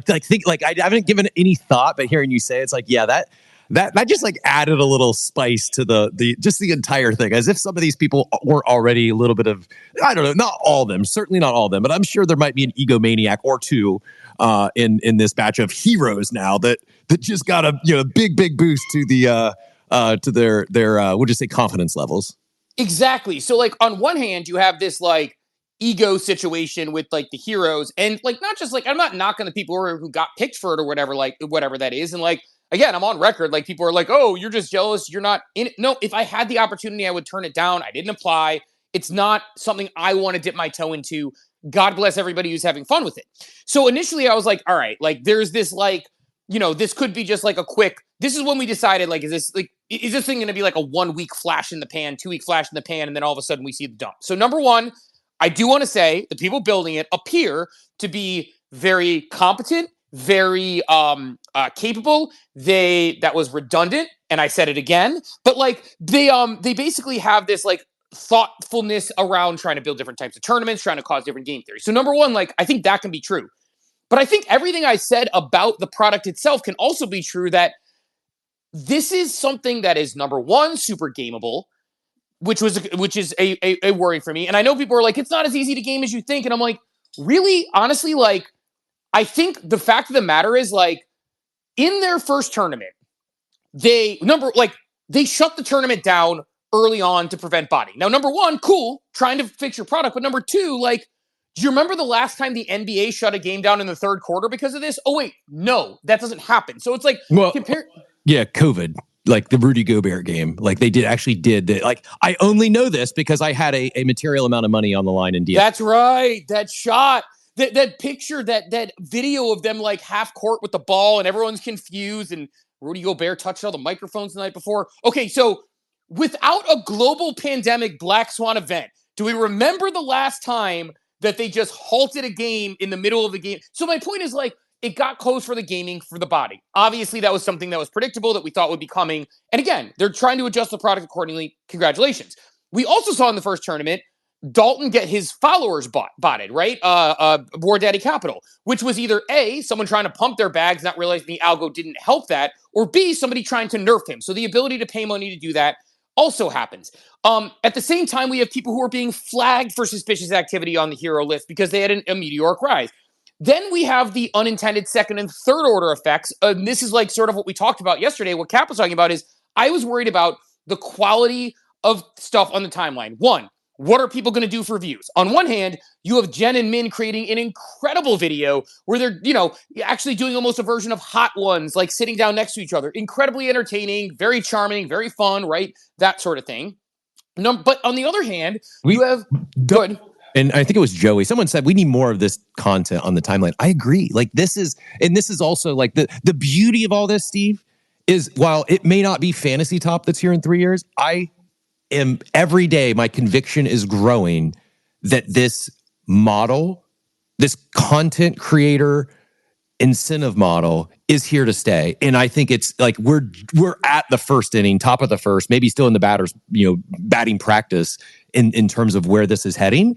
But that I think is like Jen wouldn't be where she's at today if not for Fantasy Top. It was part of it. So sometimes it doesn't always have to be the end all be all. Like this is the world changing. Sometimes it's like just embracing the current meta without risking everything. And sometimes it can be done for free, especially if you're a content creator, just paying attention and talking about what is current. Like it has catapulted her. She was featured on Decrypt called the main character, and she is. And it's because she's not just, it's not just because Fantasy Top, it's because she's putting out high quality content and getting rewarded for it. Hard stop. Like that is why she's winning right now, is because the quality content she put out started with Pac Moon. We're seeing it with like you said, just the type of content. It's not just what everyone else is doing, but it also, I would caution people, you don't just go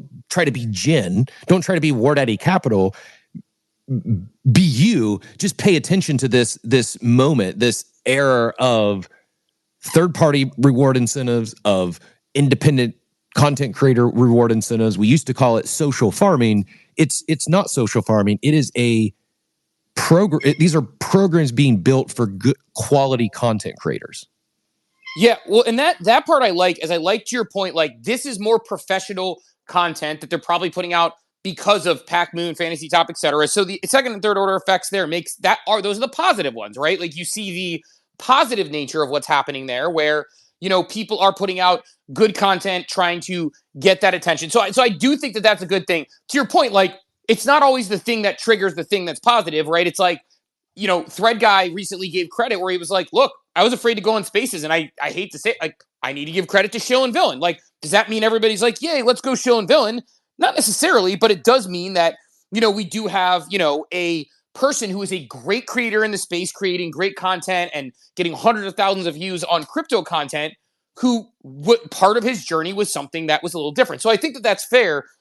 the point I'll make, then we'll go to Musty and Riggs here, is that one of my biggest worries was what this was going to do to the timeline, which I realized a lot of people didn't care about, because what you'll find is like when people have bags invested, there is a lot of sort of like mental gymnastics, bias, et cetera, that goes into this sort of stuff.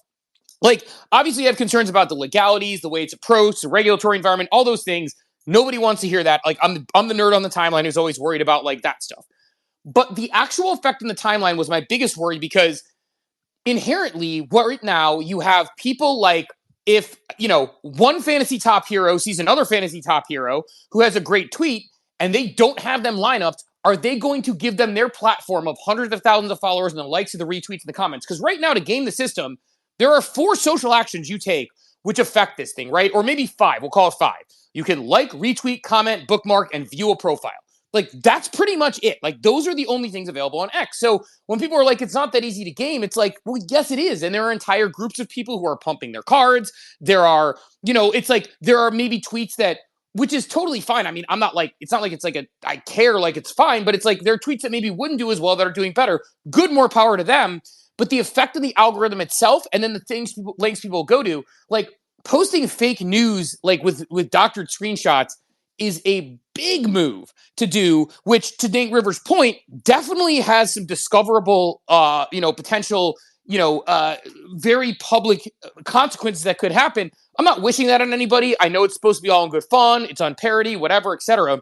But like, what we're seeing now is like people going to lengths to see like, how do I get the attention? And again, it's funny to me that Franklin does a video every 5 minutes, because I fucking love Franklin. That guy cracks me up. He's amazing and he's a great product tester.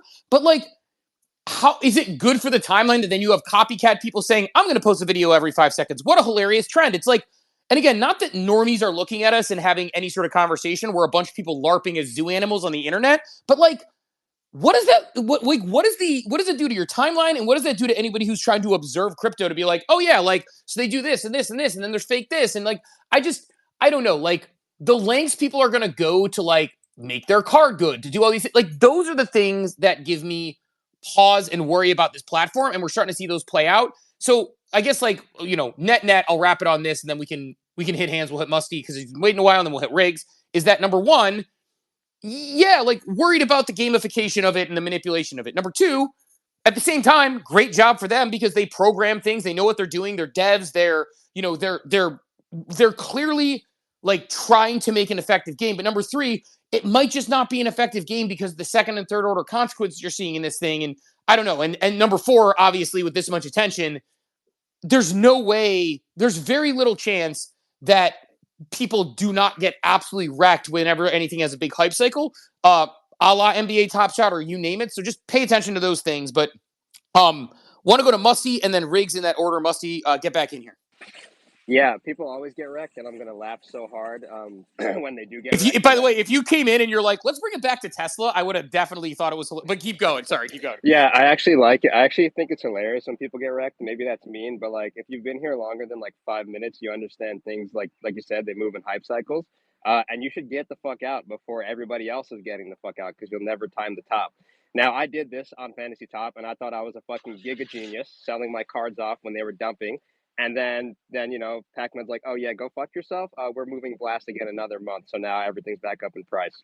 On the Jen thing, I think Jen is a unique case because I think she's one of the only people in Web3 that makes real content. All this other bullshit is not content.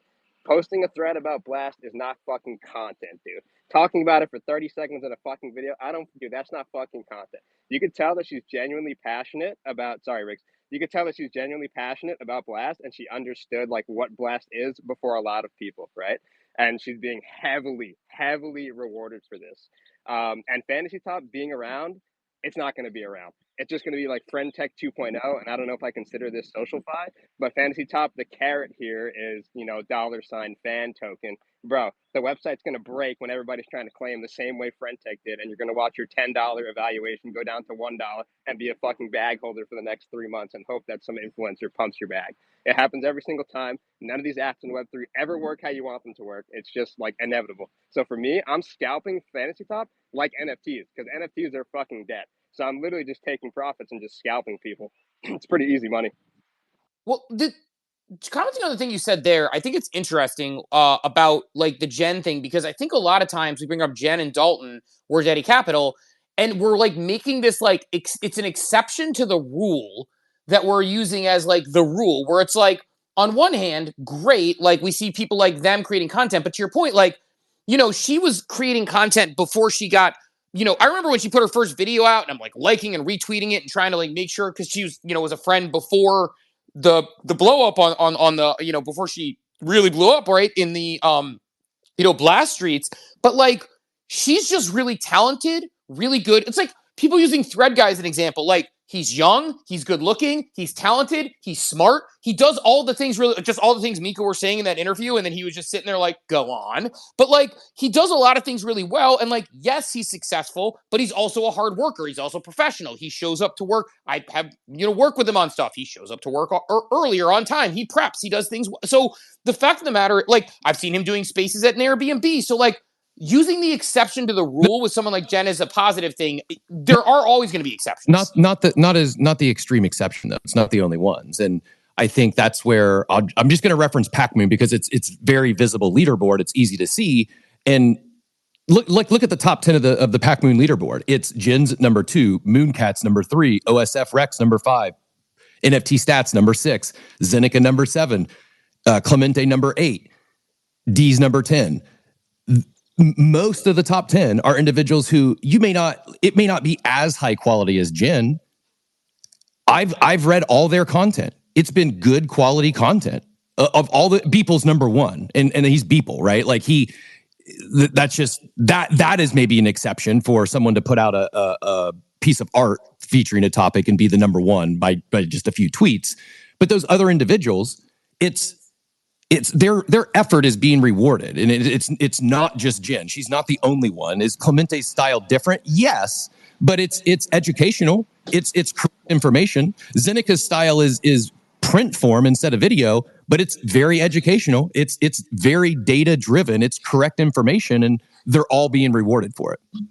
I mean, there's always people at the top, right? You know, like NFT stuff, all these guys, right? They also have all the stuff plays also into social capital, you know, like they have a lot of, you know, a heavy network and all this other shit, right? But yeah, in terms of Jen, like I remember when Jen first started as well, and it was very obvious to me that she was good at editing and good at what she did. And then, you know, I look at everybody else because, you know, she was like a low tier influencer, let's say, at one point, and all these other low tier and mid tier influencers. Like, that's what I mean. Like, her game is way above than what a lot of people are doing, and she's being heavily rewarded for it. So I guess like Clemente has 18,000 followers. Like his game is different. It's short form video and it's with more like humor to it, but it's like he's number 8, she's number 2. He's also being rewarded very, very well. He doesn't have the fantasy top gains, but as far as like how he's being rewarded from Pac-Moon, like for the content he's putting out around it, like it may not be for you, but it's driving views, and it's like I've learned from it. You know, it's like it's more quality content than someone just spamming Blast or sorry, Pac or Block. That's what I mean. I'm just using Jen as an example because, like, you know, like Steve, I saw like when Jen kind of first started type thing, right? Like, I'm familiar with Clemente, but like, you know, that whole easy circle and those nifty guys, like, I mean, those guys have some of like the highest social capital in the space. So I mean, they can do like fucking anything and get rewarded for it. But yeah, and I want to be fair to Clemente too. Like, and so I agree with the point you're making, Musty, on certain points for sure. Like, I think on one hand, I agree with you on. I agree with you overall because like I want to actually like bifurcate like Pac-Moon, which I don't know that Pac-Moon's the answer, but I will say I think Cap, you are correct, and I've seen some great Pac-Moon creators. So I think like, and Clemente as an example, I think he's another example like a Jen where Clemente's got like a next up vibe, right? I mean, he's very, you know, talented. He's endearing. He shares his losses to a point where he's created a really funny character, even though he's very smart. Like, he creates amazing content. So I think that's a great example of, like, to your point, Cap, like furthering your point, the positive nature of this is seeing someone like that get recognition. But I think in the fantasy top, when you flip the fantasy top side on it, it's like fantasy top may be incentivizing horseshit shenanigans like we're seeing with like fake news and things like that.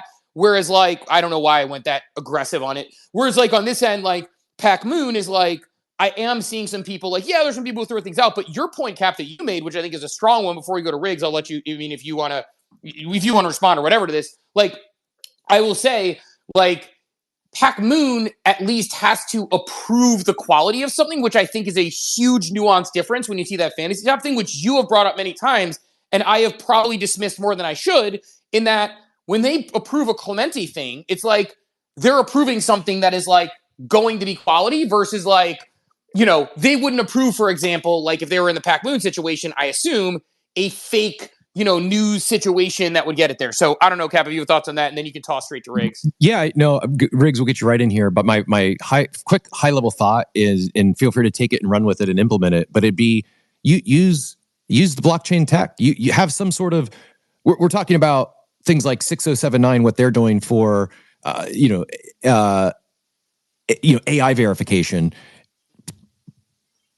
Same thing here. Like you could set a set of rules, things that you like maybe disqualify you from a being an eligible post, maybe are things that do qualify you. Like, I don't know what they are, but without getting that detailed, you could set a thing of rules and have the holders vote on it. Hey, and if it gets more than an X amount of no's, and like to where there's a wallet associated with it, it's a player in the game, someone that's registered, and like I think there's ways you could put layers of this tech on top of this to disqualify stuff that you don't want to see as part of the contest. Like I'm not the judge or the arbitrator there to say what should be included and what shouldn't.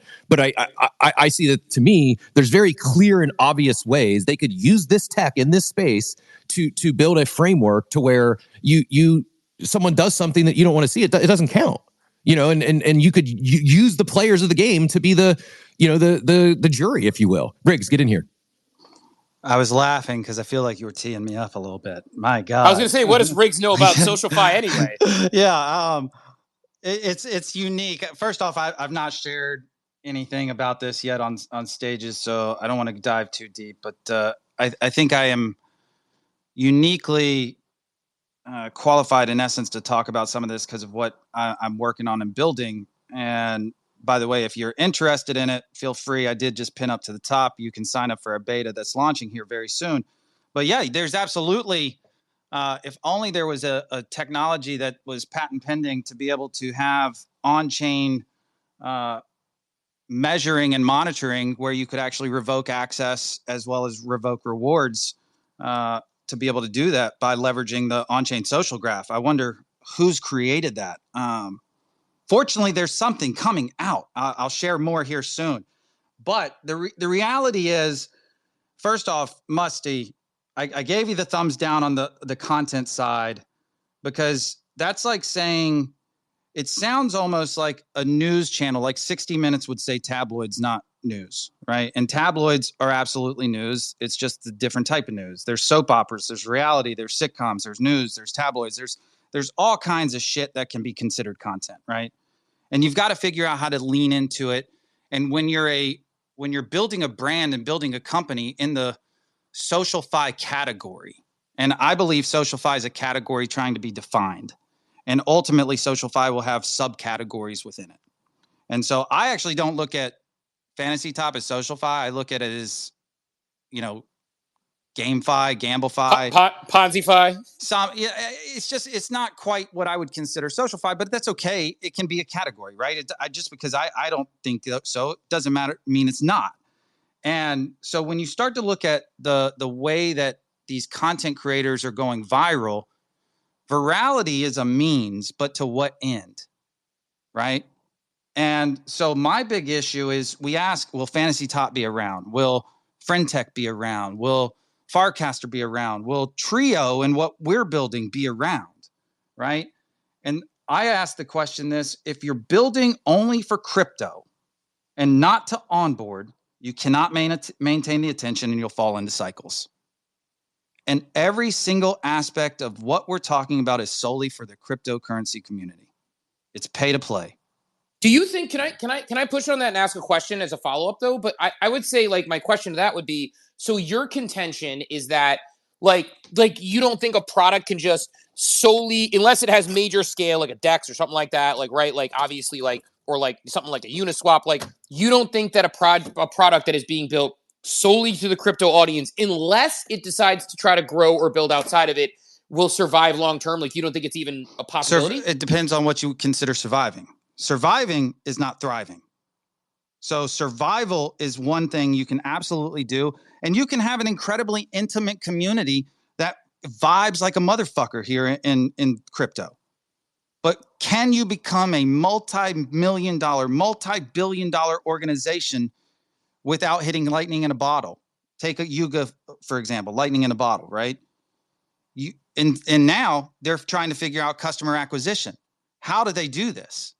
How do they and how do they bring people along? And so I do think that we have to create something that is attractive, fun, engaging, free with premiums in order to onboard people that are used to being able to go onto social medias for free and provide ultimately and have all the access that they're used to having, right? And there's got to be something novel to it that they can't get with where they're at currently today. And so there's can I double tap on what you just said? Again, I don't mean to, I don't want your point that you just made there to go like overplayed, and I want to let you keep cooking, because like you were like, the Riggs is like actually cooking hard this morning. That friggin' like news analogy was a banger. And then like, I don't know, you had like something that rhymed earlier. You're actually on fire this morning. But I want to point out at this point, because like I don't want this to get lost in your series of bangers here, is that you just said free. Like, we are asking with SocialFi consumers to change behavior in some ways in current models to do things that cost money, sometimes thousands of dollars. And you're already asking for a change of consumer behavior over to a social app, which we know is already hard even when it's free, because getting someone to convert from one social app to the next is hard. Adding in a layer of entry of like of cost, that's a really good point. The counter, though, would be it already exists. The market exists. It's not the entire general public. It's the sports betting population. The addressable market is massive. That's Fantasy Top. That's for Fantasy Top. DraftKings is going to be on the S&P 500. Yeah. No, but I'm talking social. There's, again, categories. There's categories. I totally agree with you, Cap. The other thing, though, Steve, that you talked about, which I caution us to continue to use. We keep saying a social app. These are dynamic web apps. You're asking people to come to where you are, not to where they are. It needs to be, we need to migrate to a native iOS app and things that are available for Android and desktop. I wonder if somebody's building that. That's another question. Maybe shortly, soon enough. Again, Test Flight sign up. Oh, Test Flight. That's an iOS product. Yeah, it's actually going to be live here soon. So yeah, no, Trio will be live. I can't wait to tell you guys all more. That's a shameless fucking shill for me. But we would all love for you to sign up with your email for when the beta goes live here very shortly. We call it tease in the industry. But no, I think like your point, like actually, and again, I want to unpack, because Riggs, I think, had a couple points in there. I think Cap, great counterpoint as far as like Fantasy Top being the category. But I think that does speak out to like, it's almost like we're doing it to ourselves. We're like, we had this like banging our head against a wall, which I still have conversations of like in NFT, and people are like, oh, in NFT. Well, an NFT can be, you know, a stock, right, that is individualized on the blockchain as a non-fungible token. I mean, I guess those would be fungible tokens. Bad example. An NFT can be a ticket to a game. It could be your driver's license. It could also be a Bored Ape. But like this large overarching category of NFT is something that we would see. And now I think Riggs's point, when we zoom in a little bit, we're saying SocialFi for anything that involves some level of social activity. But really, is it SocialFi? Like, is Fantasy Top truly SocialFi? Is it really what? And maybe to some degree, like, it's social media, there's finance involved. But I do think that there's a good question there that he's asking about, like, how we categorize these things within them so we don't box ourselves into being like, everything's SocialFi, everything's SocialFi. I think it's a good overarching category to start with, but maybe when we drill in, the gambling mechanisms and other things that are going on is fine. But like, is PacMoon SocialFi, or is PacMoon just an incentivized reward program, right? And I think it's the latter. So I think the idea of having more, I like this, one of the reasons I like our stage is that like we do have these larger sort of bigger discussions instead of just like, you know, I think it's great to get in the weeds and have the weeds discussions. I love those. Love weed. But like the actual discussion of like getting down into like the deep and dirty here, I think there's a a good discussion. Riggs is kind of starting up there. So looking forward to seeing what you build, and like great thoughts overall this morning, I think, across the board. Anytime SoFi comes up now, we know that it's like we know now if we want to do the Riggs conch shell, it's going to be we talk about SoFi and we start talking about it in like a way that we know is going to fire him up. It's like back in the day with Moonbirds, and we can get Riggs all the way up here. Let's go Confusion, and then real quickly. My problem, Yeah. and sorry, I was trying to click and I pressed the wrong button. My problem is now I'm up here for the first time feeling like I've got something here, so I can't be quite as spicy. I can't. I was happy that Musty came in with the fucking heat, because I'm like, that's normally my role. But we're all here to play in the game, right? We just might have different sandboxes. But no, it's one of those. I will definitely try to share more on this stage, and this has been kind of my home away from home, from a Spaces room, and so it's one of those where when I am ready to fully go launch mode, I hope that we'll be able to do it here first and foremost. So excited for it. Love to hear that. Welcome up anytime, my friend. Let's I think Confusion I think was the next up, and then we'll go Jeff after that to Beardo shortly after. Confusion, GM. Hey, GM. Been really interesting listening to all Confusion the going takes. once. You still there, Confusion? He's talking. Oh, I can't hear him. My bad. All right, someone else will translate. All good. We're having the audio issue, so let Confusion go. All right, no worries. Yeah, so really interesting takes today on SocialFi.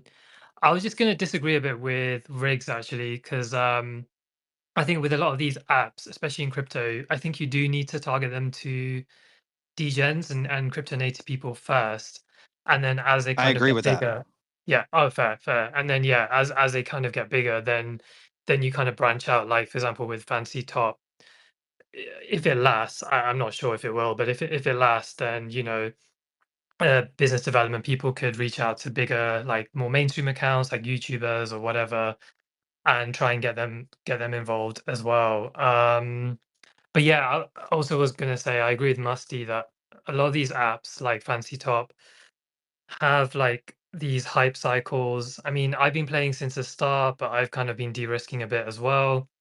It does feel like the attention is already waning a bit, and blast gold is the main thing keeping people on there. But as that keeps getting diluted, and other kind of apps and other things start happening, I feel like the attention is just going to keep going. Like Friendtech, maybe we'll have one more bounce again, but it's just finding that kind of long-term app. And also it does feel like people are really kind of like well, they clearly are engagement farming to raise their ranks on the app with misinformation or with very controversial posts like Kook Capital. It's clear that he's doing that. I know he's always controversial, but I noticed at the start of the Fancy Top he was extra controversial, and yeah, I'm not sure how great that is, but also what was the point I was trying to make? Also, yeah, I just think it's just not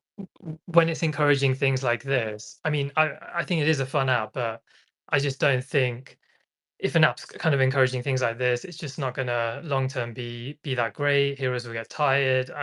People could get deplatformed, and things like that. So yeah, it would just be interesting to see what happens with it, though. I agree. It has to evolve, and or they have to work with other partners that have solutions in place. And I don't want to put either of them on the spot, Steve, but Riggs alluded to it. I did kind of tee him up there, or assumed he was going in a particular direction. I know it. There's again. I don't want anyone to feel obligated or put them on the spot. But why I maybe am a little more optimistic than most that is there a chance, not is it guaranteed, but a chance that Fantasy Top is still relevant is belief that this is a very early alpha/beta iteration of a product that in its infancy stages, and it has to evolve if it wants to sustain, and it has to solve a lot of these challenges, a lot of these issues. I believe that can be done with, again, as I mentioned, using this tech or third-party solutions that help solve for this because of the power of the blockchain. Joe, would you agree? I think that, so the first thing I would say is that you have to build something that people want to be inside of, but you have to give them zero barrier to entry to be there. And I think the thing that we talk about a lot in the crypto space that we confuse or ignore is that most of the people who take a stage here or who are playing in Friend Tech and Fantasy Top, they're doing this full time, right? They've put money into something. Now they want to extract money from something. It's designed to do that. And so, how much would you pay Franklin? Franklin's a rocket scientist. What's Franklin making an hour? So Franklin goes and creates videos to up his thing. He's doing it smart. He's not going to sit there every hour and do this. He's putting in effort. How much are you going to pay Zeneca for his hours? Right. So you've created a barrier to entry if you're trying to cross over because you can't get to the non-crypto native crowd by charging them a crypto fee to get into something. If they wanted to be here, they have a Coinbase account, right? So you need to figure out how not to have a barrier to entry. Then what you have to figure out and what you need to study is how does actual social media work, right? But the average user of Instagram uses the app 38 minutes a day. How often are people using their Friend Tech when it's in peak or their Fantasy Top? So if you're designing with the idea that people are going to quit their jobs or sit at their barista stand and play your app all day long because they need to, uh, you know, dollar cost average their rip packs, like that's a full time job now. So so you can't build that way. So I think the conversation about SocialFi is unique because some people are going to want to make that their full time job, and that's great. They probably should be across a host of different apps, right?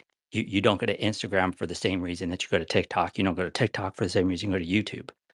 So you can be in different SocialFi apps, doing different things, farming in this one, uh, driving traffic in that one. But then you can also have an app that puts zero barrier to entry. So I don't have to pay to be in Twitter. I mean, I give them money right now, but that's because it actually helps the algorithm. But I don't like most of my friends in Twitter don't pay to be in Twitter. They're just in Twitter. They don't pay to be in Facebook, you know? And now what you see happening with general social media is that you're paying to not engage with certain content in social media. And that's very interesting because social media as it was designed in Web 2 was designed to be passive consumption with zero value add. And then you sell ads, right? And now the wealthiest people, the most valuable people to that platform or to those ad buyers are paying to no longer see the ad content. So it's a broken model. So, what we built is something that fills a void, and it needs to appeal to two audiences. For our friends here, we need to build mechanics that keep them involved and keep them excited and give them reasons to be involved. And then for the regular audience, we need to give them fucking zero barrier to entry. So you don't give us money to play our shit. You just need to have an iPhone. So Joey can't play it because Joey doesn't have an iPhone. He's one of those kind of people. For 90 days. Then we'll Yeah, have yeah, yeah, Android yeah. ready to go. Yeah, Come on but now. let's be honest. Joey's got an Android. So like I'm gonna just make fun of him because he's not here right now. But that's about it. That's what my thoughts are on current social media. Can you take that stand and not have an Android at all and just be like, this is our stand, our line in the sand? Nobody with Android can use our app. No. Joey Vows. We love Get our those green bubbles out of here. The challenge that we've had in explaining to like when you talk to people outside the space, they totally understand what's been built. When you talk to people inside the space, they go, well, you can't have a native app because Apple has a 30% tax. And you have to explain to them that no. First of all, like our lead engineer, our CTO, understands the App Store better than most people on Earth. Why is that, Joe? Well, because Why he's is- literally written the fucking book that Apple makes you read if you're going to go work at Apple and design in iOS. He's built, multiple number one apps in the App Store. So he understands that. But the thing is if you're going to exchange money in the app, Friendtech, Fantasy Top, you can't be in the App Store because that's going to take a 30% rake. If you're dealing with points, you can do whatever the fuck you want because you're exchanging the money on the website. So you want the native security of the operating system, whether you're on Android or you're on Apple. And we're all supposed to be dealing with security here because it's one of the pillars of blockchain. And the minute that we cut that corner is when we start exposing not just our crypto, but our data to hackers. And we don't want to fuck with that. So build things right, get the best product, people come and play, and off you go. And that's kind of what we did. So I'm done talking. Thank you.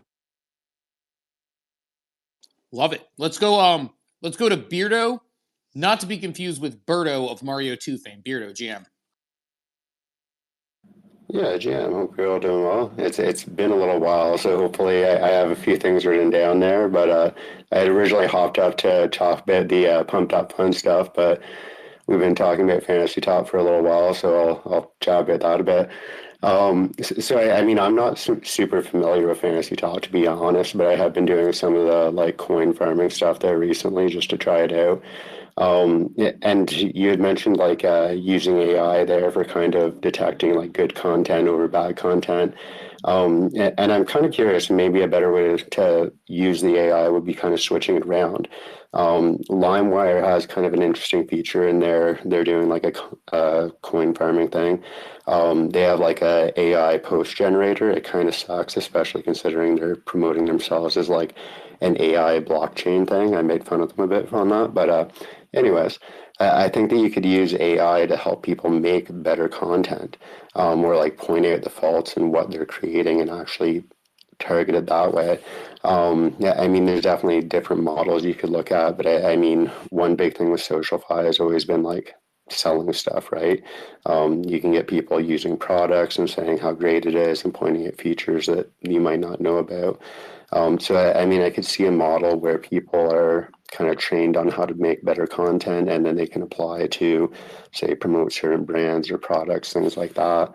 I mean, there's definitely a space for like more newsworthy things that are actual information, and people would be more willing to pay for something like that. But I mean, it's definitely interesting with the SocialFi and kind of the engagement farming style of stuff. I feel like eventually it's just going to become a new marketer playbook tool, and we'll just see this along with like Facebook ads and stuff like that is just something that brands do. Yeah, interesting. Feel free to like get your pumped out fun thoughts in as well before we go down to grains next, because like whenever we go long on a subject, I always want to get the thoughts on it. So feel free to jump in with those thoughts. Yeah, no, I'll just be quick on it. I just I took like a quick scroll through the person, the Robin Hood, I guess is a good way to put him. If you want to look at him like that, just took a look at his kind of timeline and what he's posting there. The one post you put up top there, just kind of like really reading between the lines a bit with it. I found it really interesting at the end of it, the part about like bringing his mom back to life is the only thing that he wants. You got to kind of wonder, like, this guy clearly had a lot of access to things. It sounds like he was really involved.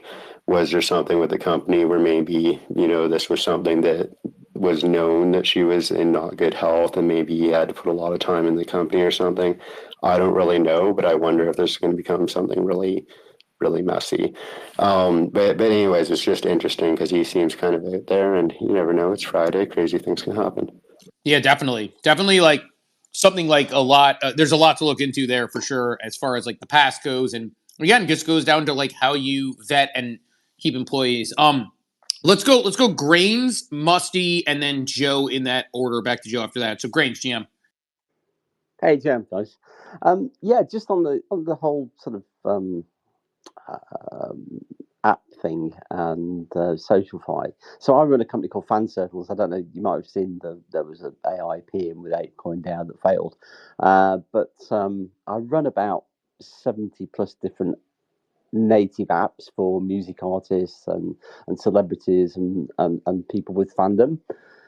And the main driver really is not rewards in terms of points for earning points for things. It's availability of content, but most importantly, fandom. And if you haven't got fandom, it just won't work. Simple as that. So you have to have fandom, because I think everybody's really confused between followers and fans. There's a massive difference. Great example would be Drake's got 110 million social followers. His last tour generated $45 million. Guns N' Roses have got 7 million, maybe 8. They generated $185 million. So, like, there's a massive confusion between, and the same goes for streaming, by the way. Streaming numbers really low on fandom bands compared to what do you call them? Product placement style, big label driven, purchased lead link followers and streams. Like Drake, it's elevator music to me, but it doesn't have fandom. And the proof of that really boils down to one thing. It just boils down to who's wearing the t-shirt. Literally, if people aren't buying a t-shirt, there's no fans. If you go to an Adele concert, which I've never been to, but it's what we call a date night band. You go, she sells lots of tickets for lots of money. Maybe go once a year, take the other half, go for a nice meal afterwards. But there's very little fandom there compared to, say, metal artists. So the point being that Socialfire can't work based on just the fact that there's a lot of followers, and it can't work long term at all if it's just based on rewarding points for doing tasks, because we all get bored of that. Even Taylor Swift had an app. It lasted about 3 months, and it's a rewards-based app. You had to click and click and click, and then points and things like that. Everyone got very bored of it really quickly. It was by a company by Glue, a US-listed company. I think they did another major game and thought, well, they would gamify a Taylor Swift app, pay a $10 million up front to go with it, and totally failed. And it's because it was based on points. So fandom is the heart of it all, and without that, then there's no driver to do anything. And native apps, and if there is one other person just pointed out that if there's a barrier to entry, people won't do it. They will do it because they're fans, but they won't do it if they're not that bothered and they're just followers. And you can combine on app stores the ability to have Web3 and Web2 in the same place, because we do. We have a subscription, which is a yearly, let's call it a fan club subscription, which you can pay for in-app with the 30%. We've got actually ways around that Apple are happy for us to work with, but we also have NFT gating or token gating, which gives you lifetime membership to that fan club. So you can combine Web2 and Web3, and also people that don't want to pay onto a platform of a particular artist, whether that's Logic or Cody Jinks or Boy George or Robbie Williams or Avril Lavigne or lots of other people, UB40. We work with a lot of artists to do that. So that's my sort of view. I've been doing this for about 8 years. Yeah, no, it makes sense. And I love the distinction you made there, the difference between a fan and somebody who clicked a button. Because I definitely follow a lot of people across social media platforms, but that was clicking a button. The people who, like, they're like silly, like, cartoons or meme things that I would say I'm a fan of, t-shirt aside, like, right? But, like, in this one, it's like the example of me actively engaging emotionally with this platform or with this person or with this individual or with this account. I'm expressing fandom in the sense that, it's like if I have notifications on for certain things, that is fandom, even though it is clicking a button to a degree, right? But you're not really. If you're using a standard social media app, you're not really expressing to the end. I click a lot of tweets from people and I give them a like, not because I like their content, but because they're my friends. So like But the distinction of having No. notifications on, right? For do sure, you but still disagree? Yeah. yeah, but it doesn't tell you anything about the people who are following you. It doesn't give you any value because social media is like vignettes of emotive performance art, right? you go to Instagram not to talk about your kids, but to flex your life, right? You go to TikTok to be unhinged. You come here to post hot takes and, drive your immediate opinions. Like that's what they're designed to do, right? But like when somebody retweets you or clicks the like or replies with lulls or an emoji, like it's not really telling you how much they liked your content or how they felt about the thing you said, right? Like that's a design flaw and I can consume a ton of. I don't have an Instagram account, and I watch Instagram videos all the time from my friends, right? I like Instagram gets nothing from me. They don't know anything about me, right? Like I consume a ton of Twitter without ever clicking anything, right? So like my value add to you, the content creator, and my value add to the platform is zero, right? I'm just consuming. And then I fuck off and I go do something else, right? And I would say, I think Bearded mentioned that like we have AI integrated support for content creator tools. So, and I would also go back and say, when I say zero barrier entry, like if you have to take currency, learn how to get it into a cryptocurrency, learn how to then bridge that cryptocurrency to another type of cryptocurrency, and then download the app in order to use the app, that's a barrier to entry that you just can't have if you want to expand beyond the core support group. And the core support group is going to need you to expand for them because you want them playing your app. You don't want them going and teaching the world how to go and play your app. That's your job. You built the fucking app. So I'm done talking. I mean, it makes sense. I mean, I think it logically makes sense. And I was more making the distinction of, I don't even want to go down the rabbit hole because I think it's almost two separate topics, but I think you made some good points. Let's go Musty and then Beardo and then probably close out from there. Musty, get back in here. Yeah, these guys are giga smart chads, man. Jesus Christ. But I think, like, for me, SocialFi in its simplest form is getting normies on a platform to do whatever the fuck they do on their daily basis while also having a reward stacked behind it. Now, how do you get people to do that? I got no fucking clue. Memeland is currently in the process of trying to figure this out. And essentially, like, normies will go on their website, they'll do shit, and if you hold the NFT, then you get an extra incentive for doing shit, right? Now, does that mean that's going to translate over to normies? I have no fucking clue. And it's like it's like my biggest skeptical thing about what Memeland is building and SocialFi in general.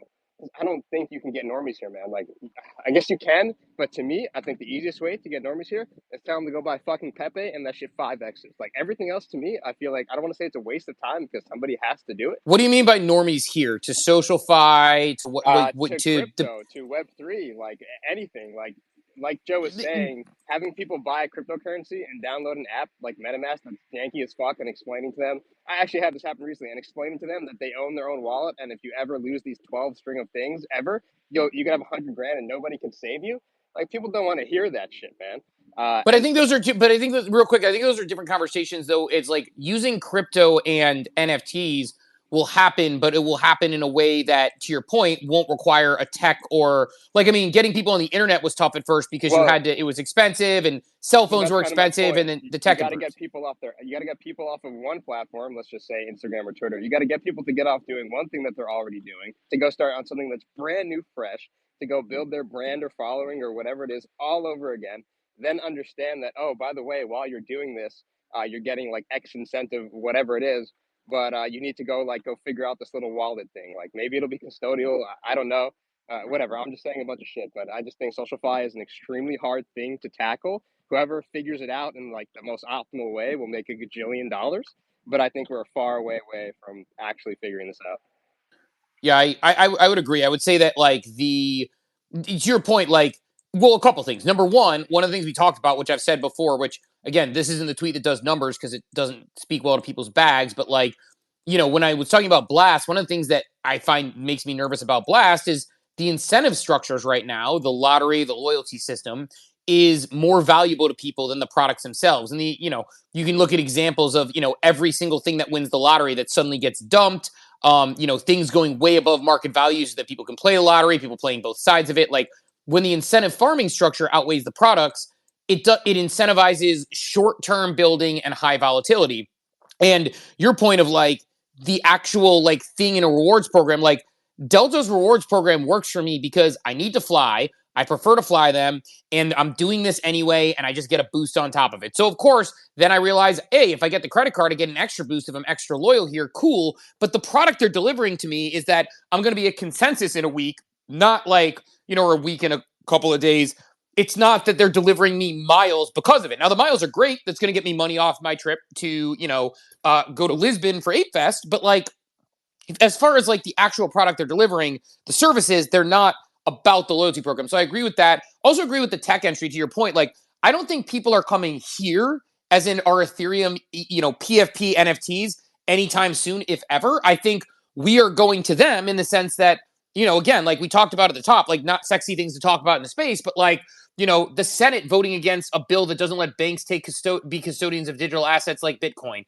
The Chicago Mercantile Exchange group allowing spot Bitcoin trading. The House bill that just came in to help define digital assets, Wisconsin, the state of Wisconsin becoming a Bitcoin whale. Like these little things that happen along the way, like these to me are the things that end up bringing crypto to the public. It's just they bring crypto to the public in a way that obfuscates the blockchain, gets rid of the, the actual tech barrier. And it's to the point of like, cell phones weren't going to be a thing because only Zach Morris could afford one on Saved by the Bell, and they were way too big and they didn't work anywhere. The internet wasn't a thing because there was this cost and this like tech barrier. And initially we were sending emails on like terminals.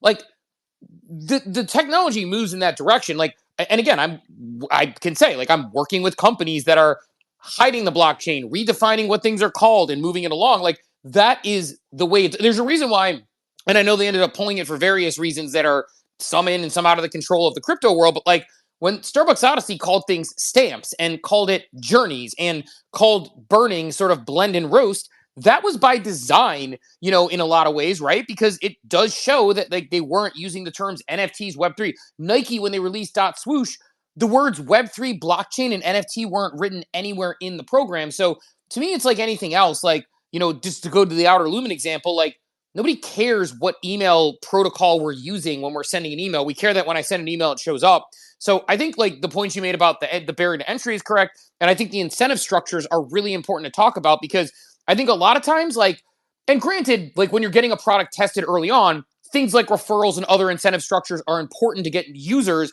to reward early users for being beta testers.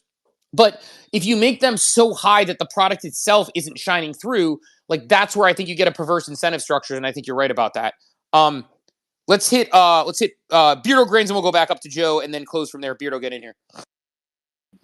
Yeah, no, I just wanted to touch quickly there on what Joe was saying there with like the, likes and retweets and those things not really mattering that much. That's 100% true. I literally take about an hour every day and do GMs and stuff. It's not because I particularly like these people that I GM them. It's because they pop up in my timeline and it's quick and easy to GM them and increase my engagement. But I think that, we are going to see new analytics that we're looking at eventually in time. With the algorithm of what pops up in your timeline, I'm pretty confident that they're using like what you're stopping on is really valued in that what they're looking at as far as what to show you in the future, more so than you liking and retweeting stuff because they know that you're just doing that in kind of zombie mode, where if you're actually stopping something, you might actually be reading and engaging with it. So I think there is going to be a lot of changes on that. Hopefully we don't have like our cameras on to actually see what we're reading and stuff, but maybe someday we'll have some crazy feature like that. Yeah, no, I don't know, like I understand the perspective there. I disagree slightly because I think even on a low level, I think a like, a retweet, a comment, all those things are an act of affiliation regardless. It's just not the highest act of affiliation in my mind. Like, but I don't think it is a complete non-act of affiliation, I guess would be my pushback on that. Like, you know, if you're choosing to GM, like, retweet, etc., because they're your friends, well, then you're still showing a level of support to a friend. It's just not the same level of support you maybe show to like somebody that you are, you know, a massive fan of, right? So I think fair point, but I push back a little bit on the premise that that doesn't make you a fan, but I also don't think it makes you like a mega fan. I think that there's, you know, I think there's multiple sides of that and there's levels of things. So but I think like to some degree, I get the point of like, we do need metrics that better exemplify what you know, what really does fandom. And a lot of times those metrics have to do with like sell throughs, you know, the 1,000 true fans model of like, you know, like if somebody will actually buy something from you, like that's where you start to really figure this stuff out. So I think that's fair. Grains then Joe. Grains, get in here. Hey man, yeah, just on that, the issue I guess with like social platforms is that they need numbers. Everything is, even the share price is kind of generated by or held up by the number of users. So there's no incentive for them to reduce anything such as likes and users like on Twitter. I mean, how many users are actually on Twitter? It almost feels like some days it's just Web3 people and a few moaning political people, and that's it. I just don't know how many people are actually using the damn thing. But Elon's not going to say, well, you know, there's only actually, you know, 20 million people that are using it. He'd prefer the higher number. And on the payment side of things, nobody wants to pay for anything when it's being paid to a big corporation. And the proof of that is in every platform from YouTube, where there's a subscribe and pay button. You know, that doesn't work. Nobody clicks it. That's why people have their own sort of exterior platforms. Twitter, the subscription button, not many people are clicking that. It's not representing what's actually happening. Facebook and Instagram have launched 7 different times. They've launched paid, gated Web 2 payment systems for content. Every time quietly slipped away. Nobody wants to pay for it. So the only way that you will do that, it's not that people don't want to pay. They want to support their favorite thing, their favorite artist, their favorite influencer, but they don't want to pay a third party in order to then get some of that money through to the end influencer. So you have to create a scenario where you're signing up to an artist influencer platform that hasn't got another brand around it, because the brand is the influencer.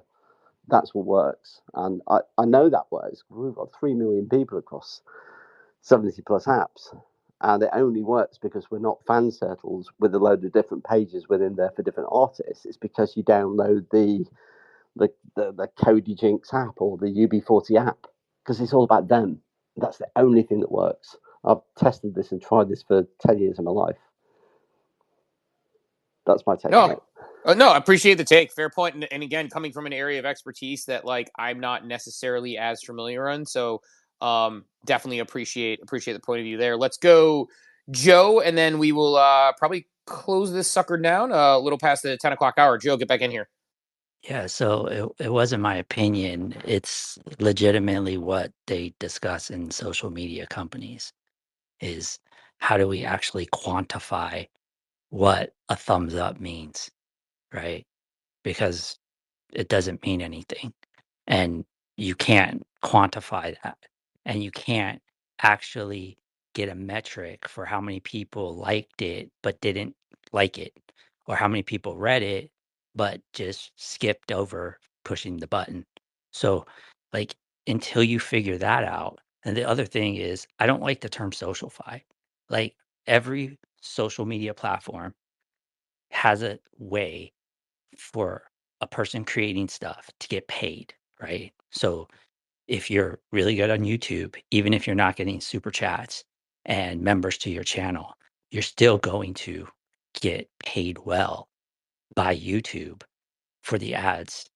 And we know this, right? Because, one of the, alpha moves that Kendrick did was to contact YouTube and waive all copyrights to his diss tracks so that all the reaction guys got to keep that money, because otherwise that money was going to go to Kendrick. And you're talking about channels that were going to get $200,000 checks for a week of work because of the amount of views that their channel would have got. All that money would have gone to Kendrick. So there's tremendous value for people to earn in standard social media, right? And you can have your channel get members. You can have your channel get super chats. You can have all these different, you can have people subscribe directly to you on Twitter. But these are like bolt-ons to a problem that WhatsApp, right? WhatsApp's one of the most important, largest used apps, in the world, right? It makes $1 billion a year. Okay. Reddit makes 70 cents a year per user. 70 cents per user. In contrast, Instagram averages $4 a month per user across the world. Okay. So you can't have a thing that's built that has 2.5 billion people using it who got used to using it for free. And now the only way you can make money with that thing is to make ads and then give the most valuable eyeballs for those ads a chance to pay directly to the platform so I don't have to see your ads. And then say, we have a business model that can sustain long term. Come and build your brand here. So we have to stop thinking about social media the way that it was built before Web3 existed. And this app that we built is built on Web3 rails, but with Web2 quality. I'm done talking. Yeah, looking forward to seeing it and checking it out and seeing what you all put together and how it changes the way we look at it. I've no doubt excited about that whole team and everything you guys are putting together, and we'll definitely be getting in early on that. So, look, I mean, all that said, like, good conversation across the board this morning. Spent an hour on cars and then ended up probably specifically Teslas. Ended up getting over to some SocialFi stuff as we talked about it. Hit on the Pump.Fun. Again, like, we'll see what happens, but continuing to see shenanigans pop up with things like Fantasy Top, and we'll see, is there sustainability there? Is it just the attention cycle? And, I think the divvy that we talked about in sort of the real world use cases versus some of the shenanigans going on here. I don't have any problem with people having fun, like, gambling, doing all that stuff. It's totally cool. My big contention is always, let's just make sure that we are well aware of, what we're doing, or eyes wide open. And it's okay to admit, like, everyone's making money. They've got bags and they're having fun with it. It's okay to admit that there are poor consequences as a result of it. But I just think, like, understanding that part of the game is something I want to make sure people are doing, where even if I'm like the fun sucking, like, sound like I'm a friggin' HR person up here being like, look, like, let's just pay a little bit of close attention. And I know there's a lot of people who pay attention to that stuff as well, but I think it's important to, like, go in with eyes wide open. And also at the same time say, like, to Cap's point that you made about, like, the Fantasy Top people, they care about building a product. They are, at least giving high effort as entrepreneurs and builders. And so, whether it's this product or the next iteration or the next product they come up with, I think that's something that I was wrong about, at least as the people building it. We'll see, at least early on, it looks like that. And so I think it's okay to be on both sides of it, to say the gambling stuff's okay. We can support builders, but we also can be aware of the things that maybe don't have sustainability and have negative effects overall. So I don't know. I think good discussion across the board. That said, Cap, any parting thoughts before we sail everybody off into their weekend? Yeah, have a great weekend. We'll be back Monday, 8 a.m. Eastern. There is that. Actually, I said I would pin it, and I didn't, but the Meet at the Clubhouse this afternoon, I'll go grab that as you close things down. I'll throw that up above. Other than that, I'm sure we'll see you around over the weekend, and going to blink, and we'll be in Austin here at the end of the month, so really looking forward to that. But enjoy your weekends, and we will talk to you on Monday. Yeah, going to blink, and it's going to be the end of the year. I looked and saw my travel schedule, and it's like, I think I travel at least once a month, basically July through the end of the year, and have consensus coming up. So June's got to be my month to really lock and buckle down and be healthy and good at home, because it's going to be a tumultuous end of the year that's going to be awesome. So that said, we'll let everybody sail off into their weekend. Excited to talk to everybody bright and early Monday morning at 8 a.m. Eastern time. Have a wonderful, wonderful weekend, everybody. This episode is brought to you by DGen Network, the only community-based Web3 media network, bringing you the very best content in the NFT and cryptocurrency space. Please visit dgen.network and check out our other great shows. That's DGen, DGEN.network. Welcome to the future.